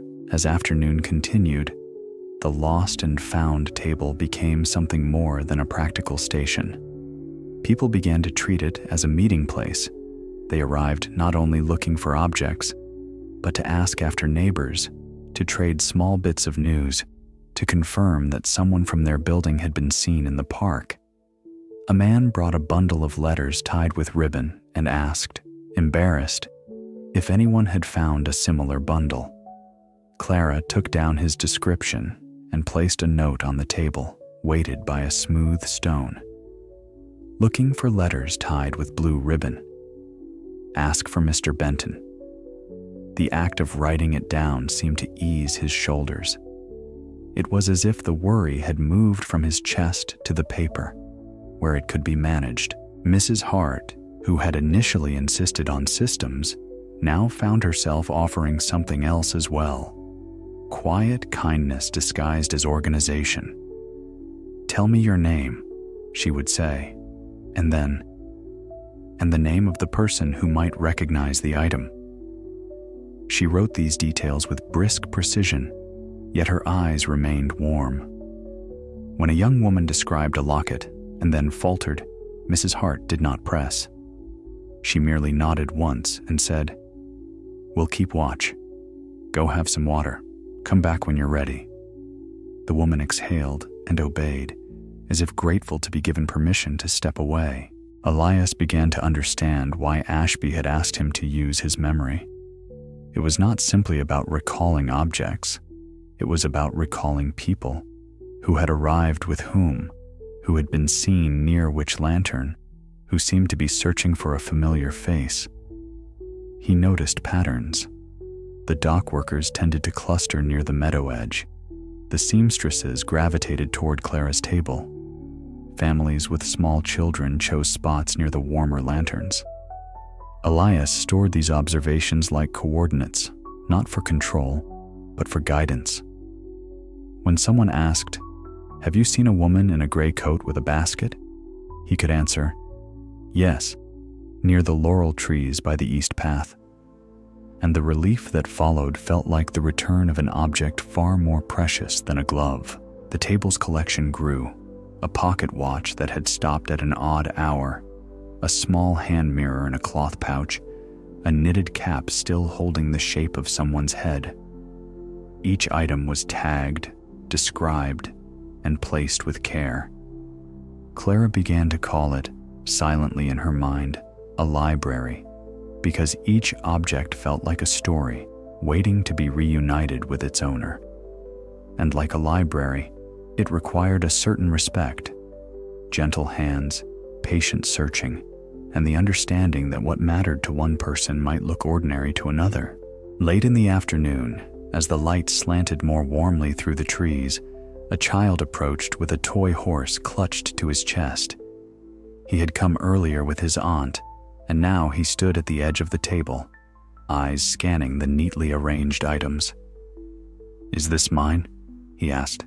Pointing not to the horse in his arms, but to a small cloth doll with yarn hair and a stitched smile. Clara leaned forward and studied the doll. The stitching at the hem of its dress was uneven, made by a beginner's hand. "It might be," she said gently. "Does it have anything special? A mark, you know?" The child turned the doll over with careful fingers and found, sewn into the back seam, a tiny scrap of blue fabric, almost the same shade as Clara's shawl. His face brightened with certainty. "That's it," he said, and the simple joy in his voice warmed the air around him. Clara handed it over, and the child hugged it close, then paused and looked at Clara as if remembering manners. "Thank you," he said, and then, shyly, "It feels better here." Like it knew where to go. Clara smiled, not correcting him. "Things like to be found," she replied. After he left, Ashby stepped closer, his gaze resting on the little library table and the way people approached it with softened faces. "You're building more than a station," he said quietly to Clara and Elias. "You're building a place where worry can be sorted." Elias nodded, understanding in his bones. Clara smoothed the cloth again, then reached for her pencil to write another note. In the distance, the park's village continued its steady rhythm. Voices, footsteps, the occasional clink of a tin cup. The lanterns, though pale in daylight, held their presence like patient sentinels. As the sun dipped lower, Ashby lifted his head toward the western trees. "Tomorrow," he said, "there will be more work that feels like mending. Not only cloth, pathways, routines, small agreements." He looked to Clara's needle case, then to Elias's lunch pail, as if these humble objects were symbols of their roles. "Meet me near the center after the morning distribution, and we'll see where hands are needed most." Clara tied off the last tag of the day and set the item in its place. Elias adjusted the crate so it sat squarely. Mrs. Hart folded her papers into a neat stack and tucked them under the cloth's edge to keep them from blowing away. Together, they stood for a moment, looking at the little library of lost things, so ordinary, so meaningful, and felt the quiet promise of continuity in its order. Clara gathered her bag and blue shawl, and as they prepared to return to the village's heart, she glanced once more at the yellow ribbon fluttering above the table. It moved in the soft breeze like a gentle beckoning, as if inviting more stories to arrive and be reunited. The next days settled into the park with a slow, deliberate steadiness, as if the village had learned how to breathe together. Morning brought the same gentle patterns, fog loosening in pale strands, lantern flames dimming politely in daylight, warm water offered beside the ribbon-marked light. Afternoons brought movement and small enterprise. The little library of lost things continued to grow, and then, just as quietly, to shrink again as items found their owners. What had begun as a shelter of grass and blankets became something with rhythm, a place where people could step into a role, complete a task, and feel the day add up to something more than waiting. Clara Wren woke to purpose each morning, though she did not name it as such. She simply rose when the park began to stir, and found her hands already searching for what needed doing. Her needle case had become as essential as food. Between distribution lines and quiet conversations, she made her way to a growing circle of women near the east hedge, seamstresses, laundresses, shop girls who had mended their own cuffs for years. Someone had produced a basket of cloth scraps and a tin of buttons gathered from donations. Another had brought a spool of heavy thread, treasured like a rare spice. They formed what Clara began to think of as a sewing circle, not formal enough to require introductions, but steady enough to develop its own quiet etiquette. They sat on folded coats and upturned crates, passing fabric from hand to hand. There was no competition, no performance. A torn sleeve was stitched, a hem was reattached. A child's blanket was patched with a square of mismatched cloth that somehow made it more charming, as if the patch were a badge of survival. Clara moved among them as both participant and gentle guide. When a young woman's stitches pulled too tight, Clara leaned in and showed her how to loosen the thread with a small, patient motion. "Let it lie easy," she said. "Cloth likes kindness." The young woman smiled, relieved, and tried again with better rhythm. The work felt like mending in the fullest sense, not merely repairs to fabric, but repairs to confidence. People who arrived with their shoulders drawn up began to sit more comfortably. Children stopped fussing when their coats were made warmer and less scratchy.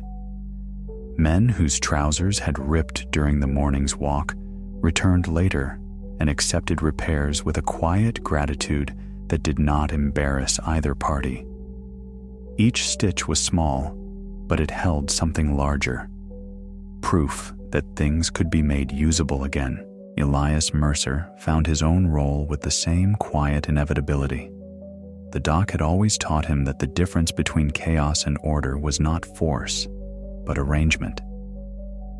In the park village, there were new kinds of cargo: crates of supplies, bundles of blankets, pails of water, stacks of kindling gathered from fallen branches.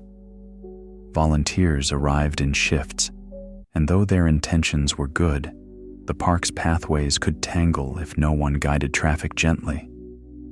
Elias began to appear where help was needed most, lifting crates to higher ground so they would stay dry, clearing a path so elders could walk without stumbling over bags, adjusting the placement of lanterns as the fog moved and shadows shifted. He also found work beyond the village, in the places where supplies entered the city and were sorted for distribution. It was not glamorous work. It was the kind of labor he understood: moving, stacking, organizing, listening for the unspoken logic of a system. When someone asked for extra hands to guide deliveries near the waterfront, Elias volunteered without hesitation. He would leave the park in the cool morning, return by midday with his shirt sleeves rolled and his lunch pail lighter, and report quietly to Clara and Mrs. Hart what he had seen, where supplies were plentiful, where they were thin, which routes felt calmer, which corners had become crowded. Mrs. Hart, with her brisk competence, became the village's unofficial steward of routines. She insisted on small schedules, nothing strict, nothing punishing, simply predictable. "We'll have warm water here at this hour," she would say, tapping the edge of the table near the central lantern. "We'll keep the children's corner nearer the hedge, away from foot traffic, and we'll keep the Lost Things library open in the afternoon when people's minds return to particulars." Her directives were delivered in a tone that made them sound like common sense, and that was precisely why people followed them. Order in this place was not an authority. It was a comfort. Ashby Rowan remained the quiet presence that tied these efforts together. He walked the park's paths as if he were measuring the village's pulse. He checked lantern wicks, adjusted placements, and, most importantly, listened. He listened to small worries and to quiet hopes, to who needed work and who could offer it. He treated each concern as if it were an object from the Lost Things table, something that could be held briefly, described, and set in the right place until it could be resolved. When he spoke, he did so gently, offering suggestions rather than commands. "Try the west path," he might say. "There's a man there organizing crates who could use you." Or, "Your hands would be welcome at the sewing circle. They're patching coats today." The camp's economy began to form, not with money, though coins still mattered, but with exchange. A man cleared debris from a path, and received a portion of bread. A woman watched a neighbor's children and was given a warm scarf. A young boy ran messages between the center and the east hedge and was rewarded with an orange, the peel bright as a small sun in his hands. It was not charity in the sentimental sense. It was community labor, the quiet understanding that survival grew easier when everyone could contribute something. One afternoon, Clara sat with the sewing circle near the hedge while fog drifted in with its familiar, cooling hush. The lanterns had been lit earlier than usual, their glow softening the dampness and making the circle's hands look almost golden as they moved. Clara worked on a man's coat whose lining had torn, exposing rough seams. As she stitched, she listened to the women's conversation. Simple, practical talk about who had found a cousin, who had heard word of a job clearing streets, who needed extra soap for washing. The conversation did not dwell on what was lost. It dwelled on what could be done next. A woman named Nora Finch, whose hair was pinned with a bone comb, leaned closer to Clara.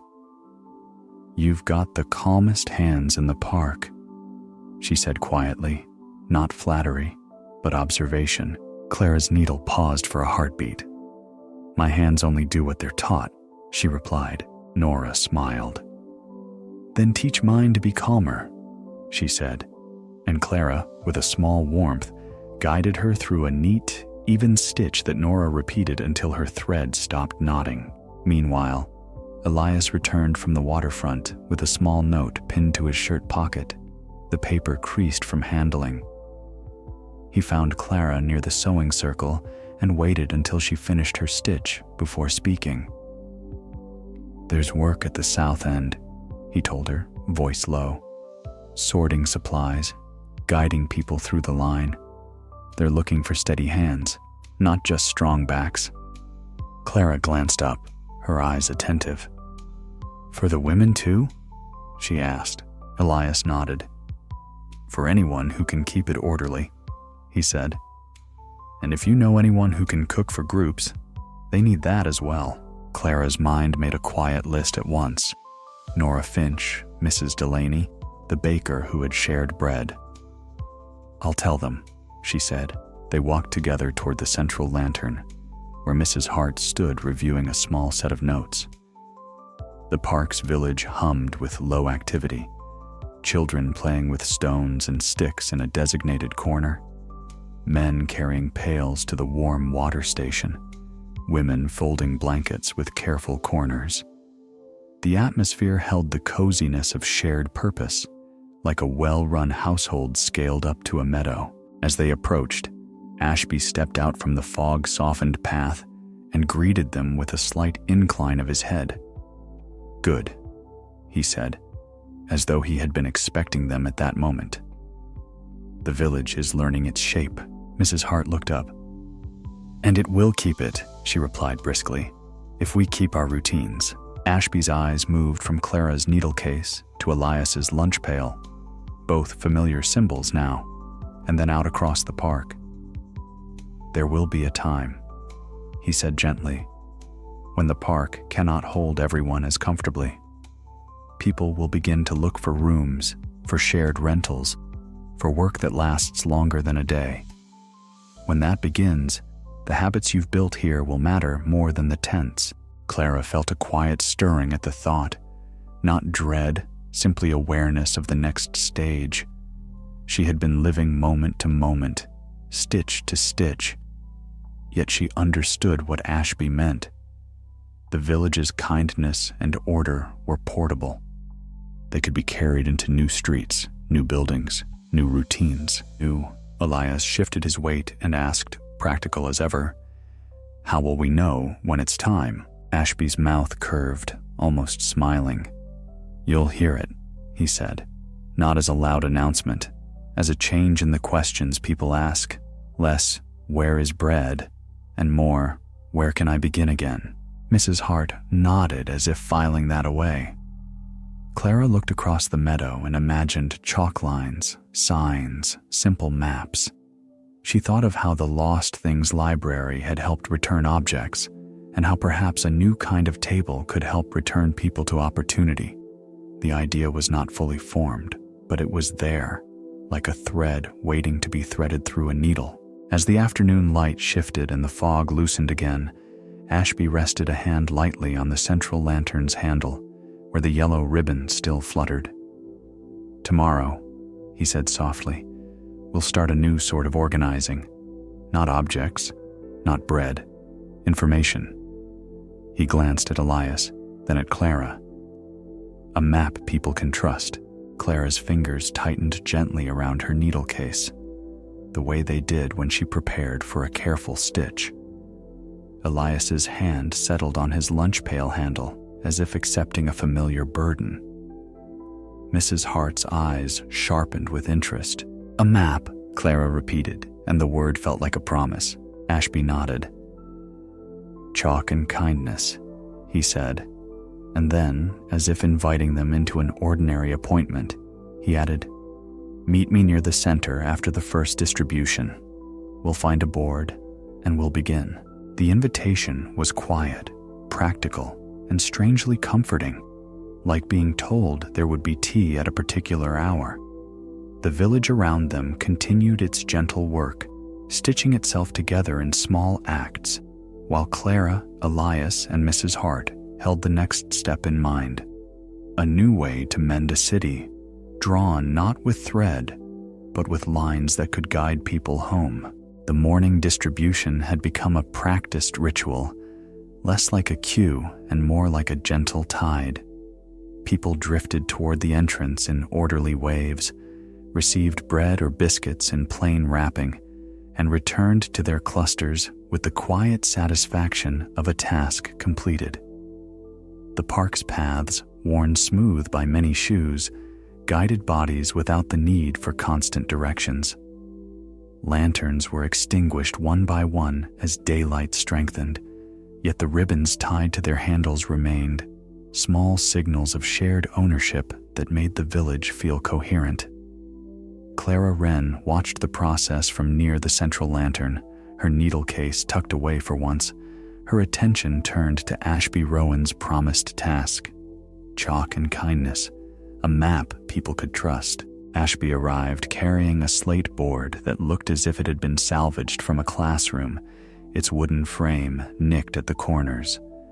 Under his arm were several pieces of chalk wrapped in paper to keep them clean. Elias Mercer followed with a crate turned on its side to serve as a stand.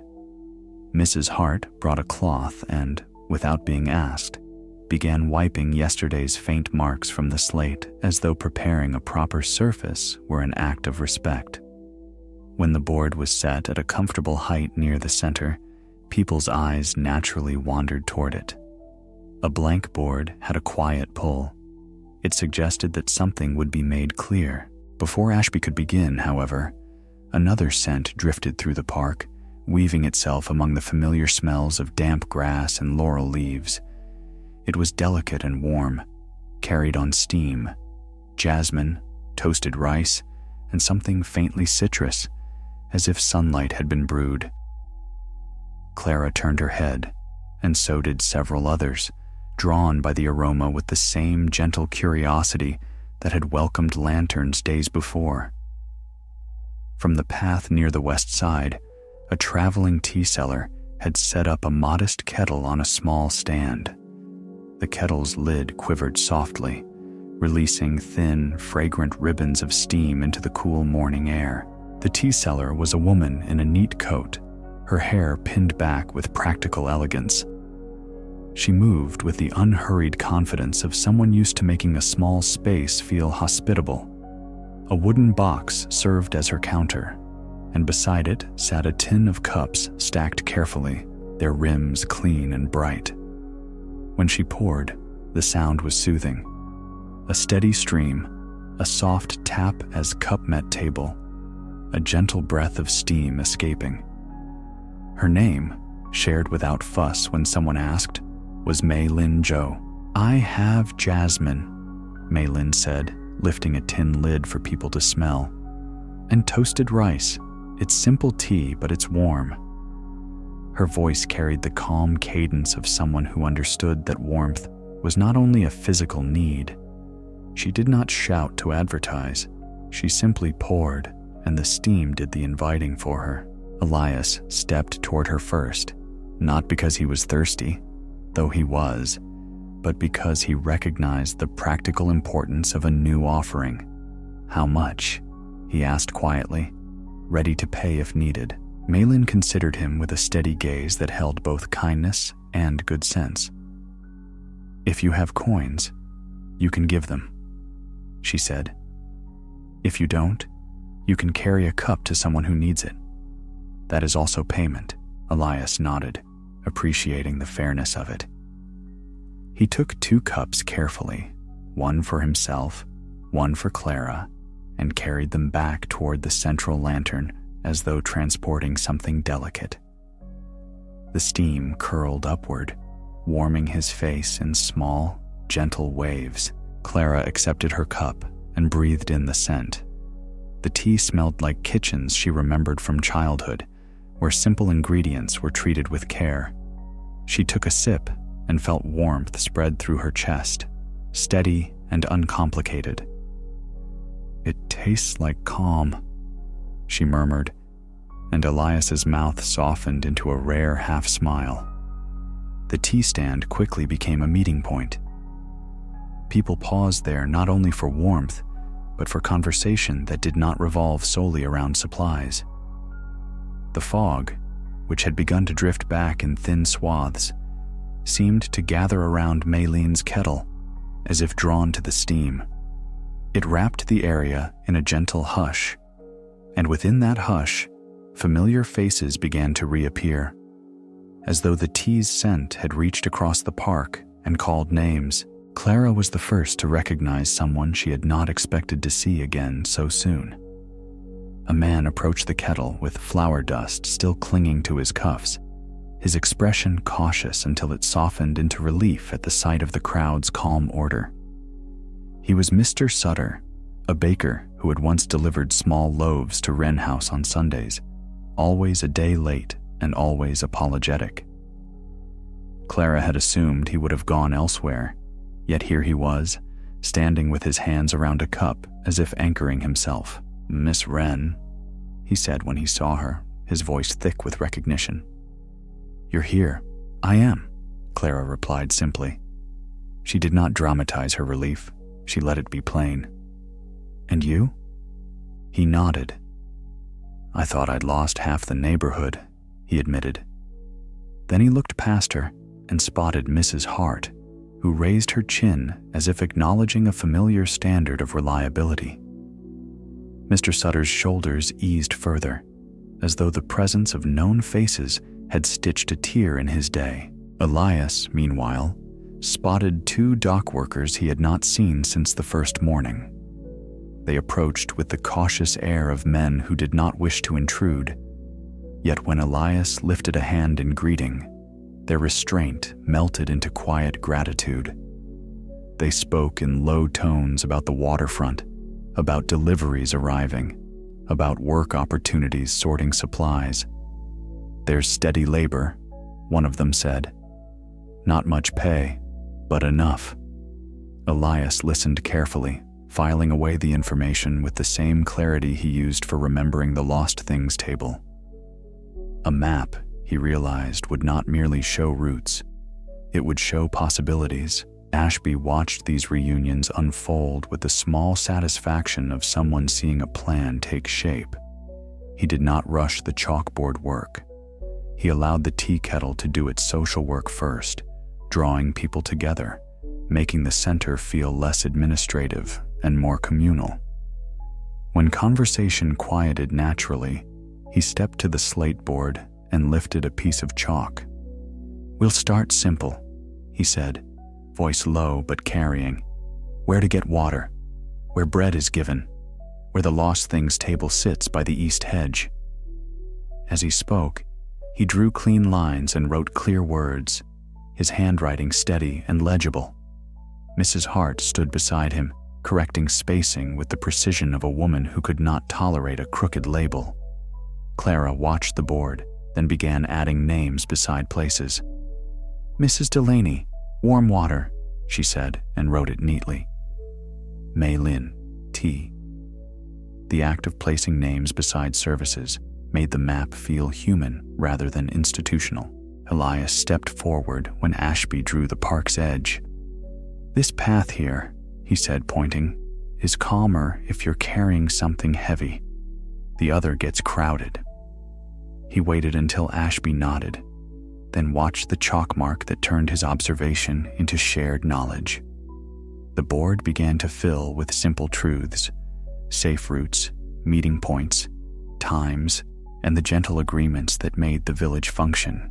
The fog thickened slightly as midday approached, drifting in from the bay with its familiar, soft insistence. It curled around the trees and spread across the grass, but the chalk lines on the slate remained crisp, as if the board itself refused to be blurred.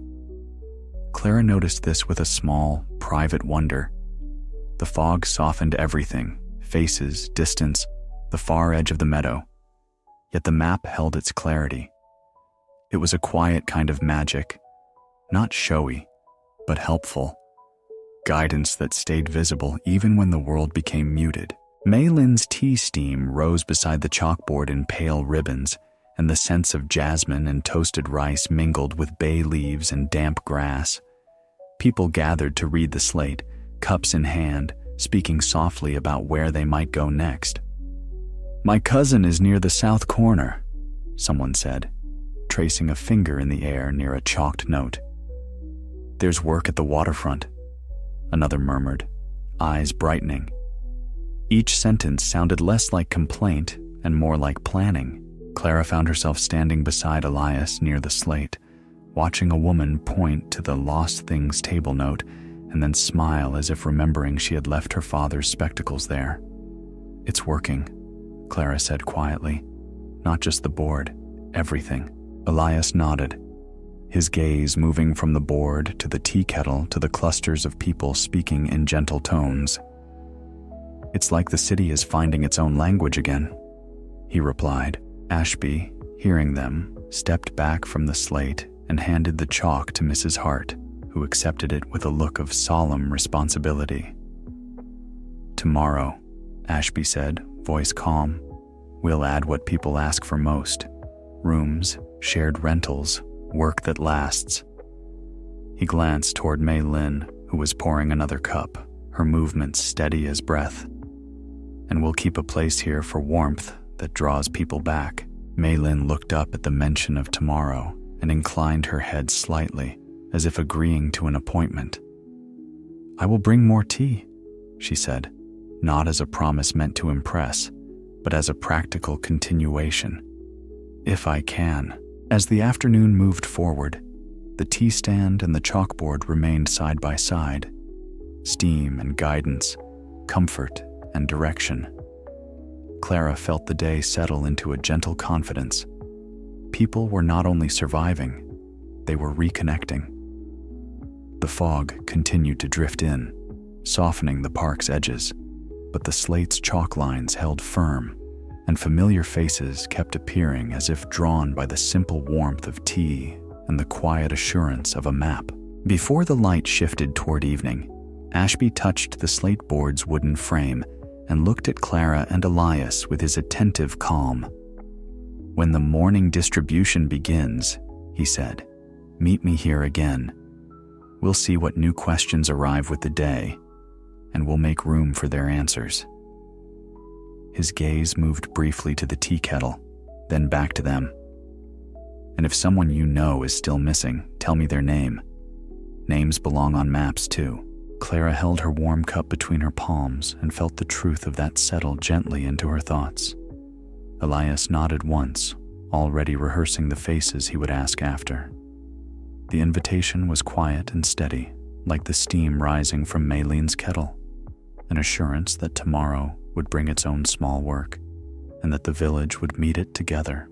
The park's village had learned by quiet degrees how to carry a day from one end to the other without fraying. Morning distribution arrived with its familiar rhythm, and people moved through it with a steadier patience, their bodies remembering where to go and their voices remembering how to stay gentle. The tea stand appeared like a small daily sunrise, Mei Lin Zhou's kettle sending up thin ribbons of jasmine-scented steam that softened the air around the central lantern. Lanterns were now less a necessity than a comfort, but they remained in their places, ribbons fluttering lightly as if marking a shared vow. This space belonged to everyone who needed it. Near the slateboard, Ashby Rowan began the day's work with the calm focus of a man trimming a wick. He wiped the surface clean, leaving only a faint chalk haze that made the board look like morning sky. Mrs. Hart stood beside him with her cloth and her sharp gaze, ready to keep lines straight and words legible. Clara Wren arrived with her needle case tucked away, her hands free for writing, and Elias Mercer came with a quiet set of notes in his mind. Routes, faces, small pieces of information gathered like pebbles. Around them, people gathered in a loose half-circle, cups of tea warming their palms, eyes turning toward the board with the attentive hope of those who wanted to begin again. Ashby lifted a piece of chalk. "Yesterday, we mapped what helps us live in the park," he said in his low, steady voice. "Today, we map what helps us step beyond it." He drew a simple outline of the nearby streets, not precise as a surveyor's work, but clear enough to guide a person who knew the city's bones. Then he marked a few points with small squares, places where notices had begun to appear, where kitchens were offering meals, where a man was hiring hands to clear debris or sort supplies. The chalk squeaked softly, a sound that in other circumstances might have been irritating, but here felt oddly comforting. It meant the map was being made. Clara added names beside Ashby's marks as he spoke them. "South entrance, Mr. Sutter, bread and biscuits," she wrote, her letters neat and round. "East hedge, lost things," she added, then paused, thinking of how the little library had become more than objects. "Ask Clara," Mrs. Hart suggested briskly, and Clara, with a small smile, wrote it without vanity, only as a practical signpost. Mei Lin's name went down beside the tea symbol, and Mrs. Delaney's by warm water. People pointed gently and murmured confirmations. "Yes, that's right." Or, "It's closer to the corner," and the board adjusted itself to the truth of many voices. Elias stepped forward when the map reached the edges of the park and began to name the routes that mattered. "This way," he said, indicating a chalk line. "Stays calmer after midday. It's wider, fewer bottlenecks." He did not speak in grand terms. He spoke as he would on the docks, where a good route saved backs and time. Ashby listened and drew the line a touch bolder, and Elias felt an unexpected satisfaction at seeing his practical knowledge translated into guidance for others. The chalk line looked like a stitch in a seam, small, useful, holding a shape. Then the questions began to shift, just as Ashby had predicted days earlier. People no longer asked only, "Where is bread?" or "Where is water?" They began asking, "Where can I find a room?" and "Who needs a seamstress?" and "Is there work for someone who can cook?" The park's village, for all its comfort, was not meant to be permanent. It was a bridge. And now, in the gentle haze of tea steam and fog, that bridge needed signs. Mrs. Hart took the chalk and drew a separate section on the board, a clean rectangle labeled rooms and shared rentals.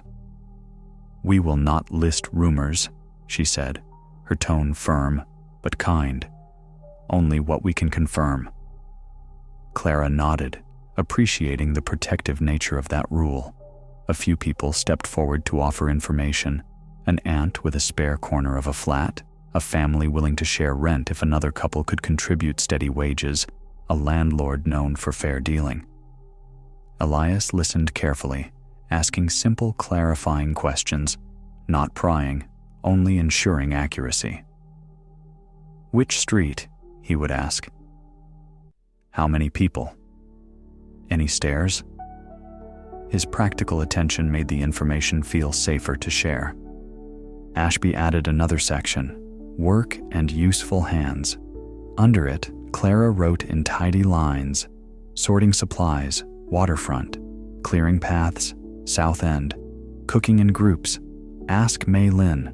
She hesitated, then added mending and repairs, sewing circle by East Hedge.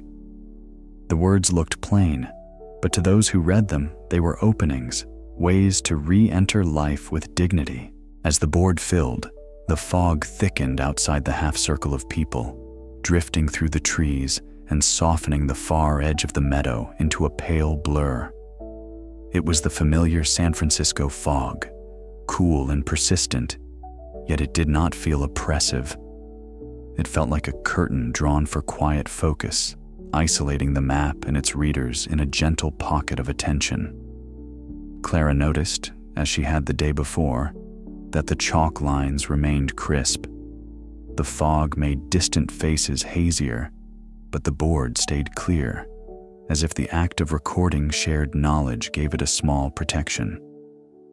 She wondered privately whether the board's clarity came from Ashby's careful hand or from the village's collective will to make meaning. Mei Lin poured tea for those waiting near the map, and the steam rose alongside the chalk dust, mingling warmth and guidance. People read, then stepped away to speak with one another, small plans forming in low voices. A man pointed to a rental note and said, "That's near my cousin's shop." And suddenly a connection was made. A young woman saw sewing circle and approached Clara with a careful question. "Do you think they'd take me, even if I'm slow?" Clara answered in the gentle tone she used when teaching stitches. "If you're willing to learn, there's a place," she said, and the woman's shoulders eased as if someone had unhooked a weight. Elias found himself acting as a living extension of the map. When someone asked after a missing neighbor, he could now point to a place where names were being recorded. Ashby had added a small column labeled "Looking For," and beneath it, Clara wrote names with brief descriptions: Mrs. Ada Pike, gray coat, basket, Tommy Reed, freckles, red scarf. The list was not long, but it carried a quiet power. Names that might have vanished into confusion were now held in chalk, visible to anyone who cared to read. Elias watched a man trace a finger near a name and whisper, "I've seen her," with a softness that suggested relief could be reverent. As the afternoon progressed, the map became a living document. People returned with updates, and the board shifted accordingly. A job listing was crossed out when the work was filled. Another was moved to a clearer spot when it became urgent. Mrs. Hart insisted on neatness, but she did not insist on permanence. "We'll change it as the day changes," she said, and the sentence sounded like wisdom rather than resignation. Ashby, for his part, treated every adjustment as a sign of health. A stagnant map would mean stagnation. A changing map meant people were moving, connecting, beginning again. There were moments, too, when the map felt almost gently enchanted, not because it produced answers from nowhere, but because it seemed to invite the right questions. A young boy stared at the board until Clara asked softly, "What are you looking for?" He hesitated, then said, "My uncle. He fixes shoes." Clara pointed to a note she had added earlier almost absent-mindedly. "Shoemaker. Mr. Kellen, near South Path." The boy's face brightened, and he ran off with a purposeful joy that made several adults smile without thinking. The board had become a kind of lantern in daylight, a place where the lost could orient themselves. Toward evening, when the fog thickened again and lanterns began to glow softly around the meadow, Ashby stepped back from the slate and studied what they had made. The board was crowded now with lines, names, arrows, and small notes. Yet it was not chaotic. It was layered like a quilt, different pieces stitched together with a shared intention. Clara saw her own handwriting among the chalk marks and felt a quiet pride, not in herself, but in the collective effort. Elias stood beside her, arms loosely folded, his gaze moving from the board to the clusters of people already acting on its guidance. Mrs. Hart folded her cloth with crisp satisfaction. "It will need rewriting tomorrow," she said. "It will," Ashby agreed, voice gentle, "and that's good." Mei Lin brought 3 cups of tea to the edge of the half circle, offering them without ceremony. The steam rose into the fog, and the scent of jasmine settled around them like a soft reward. Clara took her cup and warmed her hands against it, feeling the day's work settle into her muscles as a comfortable fatigue. Ashby looked at Clara and Elias, his eyes attentive in the lantern light. "Tomorrow," he said, "we'll make the map easier to carry. Not everyone can come to this board each day." He tapped the slate frame lightly. "Chalk is good for gathering people, but people will begin to move farther, and they'll need something they can bring with them." Elias tilted his head. "Paper maps?" he asked, practical as ever. Ashby nodded. "Paper, chalked signs, spoken directions," he said. "A little network, a little thread." His gaze flicked briefly to Clara's needle case, as if acknowledging her language. "You've already shown how a small mark, a ribbon, a name, can guide someone back." Clara felt the idea take shape. Small copies, notices posted, a spoken route repeated until it became common knowledge. "We can help with that," she said, and the confidence in her voice surprised her slightly. It was not bravado. It was simply the truth of what they had become. Ashby's expression warmed. "Meet me after tea tomorrow," he said, gesturing toward Maylene's kettle. "We'll choose what must be copied first, the essentials, the kind lines." The invitation was quiet, the way all their important decisions had been quiet, and it settled over the village like lantern light, soft, steady, and guiding. Clara looked out across the meadow at the glowing points of lanterns and the gentle movement of people following the chalk's guidance, and she could almost see the next map already, not confined to a slate board, but carried in pockets, repeated in voices, stitched into the city's renewed routines. The morning that followed felt unhurried, as though time itself had learned to move with more care. Fog still arrived as it always did, but it came in gentle folds, lifting and settling without urgency. Lanterns that had once marked the edges of uncertainty now glowed only in the last dim pockets beneath trees, their light soft and domestic. The park village no longer looked improvised, it looked inhabited. Blankets were folded with practiced corners. Bundles were stacked neatly, not in panic, but in readiness. The worn paths through grass had become familiar lanes, and people greeted one another along them with the ease of neighbors who had already shared a season together. Clara Wren stood near the center with her blue shawl draped around her shoulders, watching the morning's small rituals unfold. A woman swept the main path with a twig broom, her strokes slow and rhythmic. 2 men carried a pail of water together, matching steps without speaking. Near the east hedge, the little library of lost things was being straightened by a pair of volunteers, objects re-tagged and arranged with the same care as yesterday, as if they were polishing the village's sense of order. Clara felt a quiet satisfaction in these details. They were not grand solutions. They were evidence that people had found ways to be steady. Elias Mercer arrived from the park's edge with his lunch pail, the handle worn a little smoother than it had been at the start of all this. He paused, as he always did, scanning the meadow, noting movement, listening for the subtle questions that floated on the air. The questions had changed. Fewer people asked where bread could be found. More people asked where they could find a room with a stove, where they could get a shift sorting supplies, where they could write a letter to family. The park had become a starting point rather than a destination, and Elias could feel that shift in his bones the way he could feel a tide turning. At the tea stand, Maylin Jo poured cups with the same calm attention she had shown since her first day. Steam rose in pale ribbons, and the scent of jasmine and toasted rice mingled with bay leaves and damp grass, creating an aroma that now belonged to the park as surely as lantern light. Maylin's stand had become more than refreshment. It was a marker of continuity.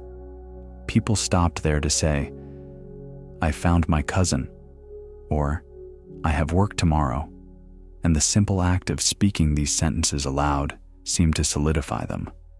Clara accepted a cup and warmed her hands, letting the heat settle her thoughts into a tidy line. Ashby Rowan approached after tea, as promised, carrying a bundle of paper and a small tin of charcoal pencils. He set them on the edge of the slate board, which was already crowded with the day's marks and notes. Mrs. Hart stood beside it with her cloth, looking pleased in the way she looked when a room was properly arranged. "We're copying the essentials," Ashby said, voice gentle, "so people can carry them." He nodded toward Clara and Elias. Not everyone can return to the board. A map must learn to travel. They worked with quiet efficiency. Mrs. Hart selected which notes belonged to the essential category: water points, bread distribution hours, the location of the lost things table, and a small list of reliable room leads and work opportunities.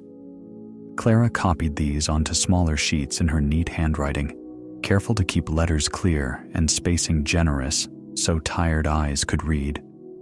Elias walked the village's main lanes, offering the papers to those who asked and to those who looked like they needed guidance but were too proud to request it. He did it with the tact of a man offering a tool rather than charity. "Here," he would say softly. "It's just directions." People accepted with relief, disguised as practicality. Some carried the paper maps folded into pockets. Others tucked them into bags with bread and spare socks. A few, those with nothing but hands, memorized the lines by tracing them lightly in the air, as Elias explained. Clara watched this and felt something tender in her chest. The village's knowledge was becoming portable. Their kindness was becoming a system, and systems, she knew, could outlast chaos. By late morning, the park held a different kind of movement. Departures. Not mass exodus, not rushing, but small, deliberate steps outward. A couple who had been sleeping under a shared blanket now spoke quietly about a room they could rent together above a shop, each contributing what little they had. A young woman from the sewing circle carried her mended coat and a note listing a kitchen that needed hands. She hugged Clara briefly, just a quick press of shoulders, and said, "I'll come back to visit." Clara smiled and told her, "You'll be welcome," and meant it as a promise rather than a comfort phrase. Elias escorted a pair of older men to the park entrance, explaining the calmer route toward a nearby relief station. "Keep to the wider street," he said, "and if you lose your way, ask for the ribbon lantern in the park. People know it now." The men nodded, repeating the phrase as if it were a charm. As they left, they did not look back in sorrow. They looked back as one looked back at a familiar porch, grateful and confident they could return if needed. The slate board continued to evolve, but now it was less frantic with edits. It carried a steadier set of information, rewritten each day with care. Mrs. Hart insisted on clarity. Ashby insisted on listening. Clara insisted on names, because names gave people back their place in the world. Elias insisted on roots and practical details, the small frictions that could discourage someone from taking a first step. Together, they had turned the board into a quiet institution, not official, not grand, but respected. In the afternoon, Clara walked to the east hedge and checked the little library of lost things. The tablecloth was smooth, and the items had been arranged into gentle categories: clothing, tools, papers, small keepsakes. Fewer objects sat there now. More had been claimed. Clara touched a pair of spectacles in a cracked case and remembered the older woman's grateful smile. She felt in that moment that the village had succeeded in something important. It had helped people keep their histories intact. Even when homes were gone or changed, a person's small objects and the stories attached to them could still find their way back. When Clara returned to the center, she found Elias speaking with a man who carried a carpenter's hammer and a folded notice. The man's voice was low, hopeful. "They've got work rebuilding a storefront," he said. "Not far. If it holds, it might become steady."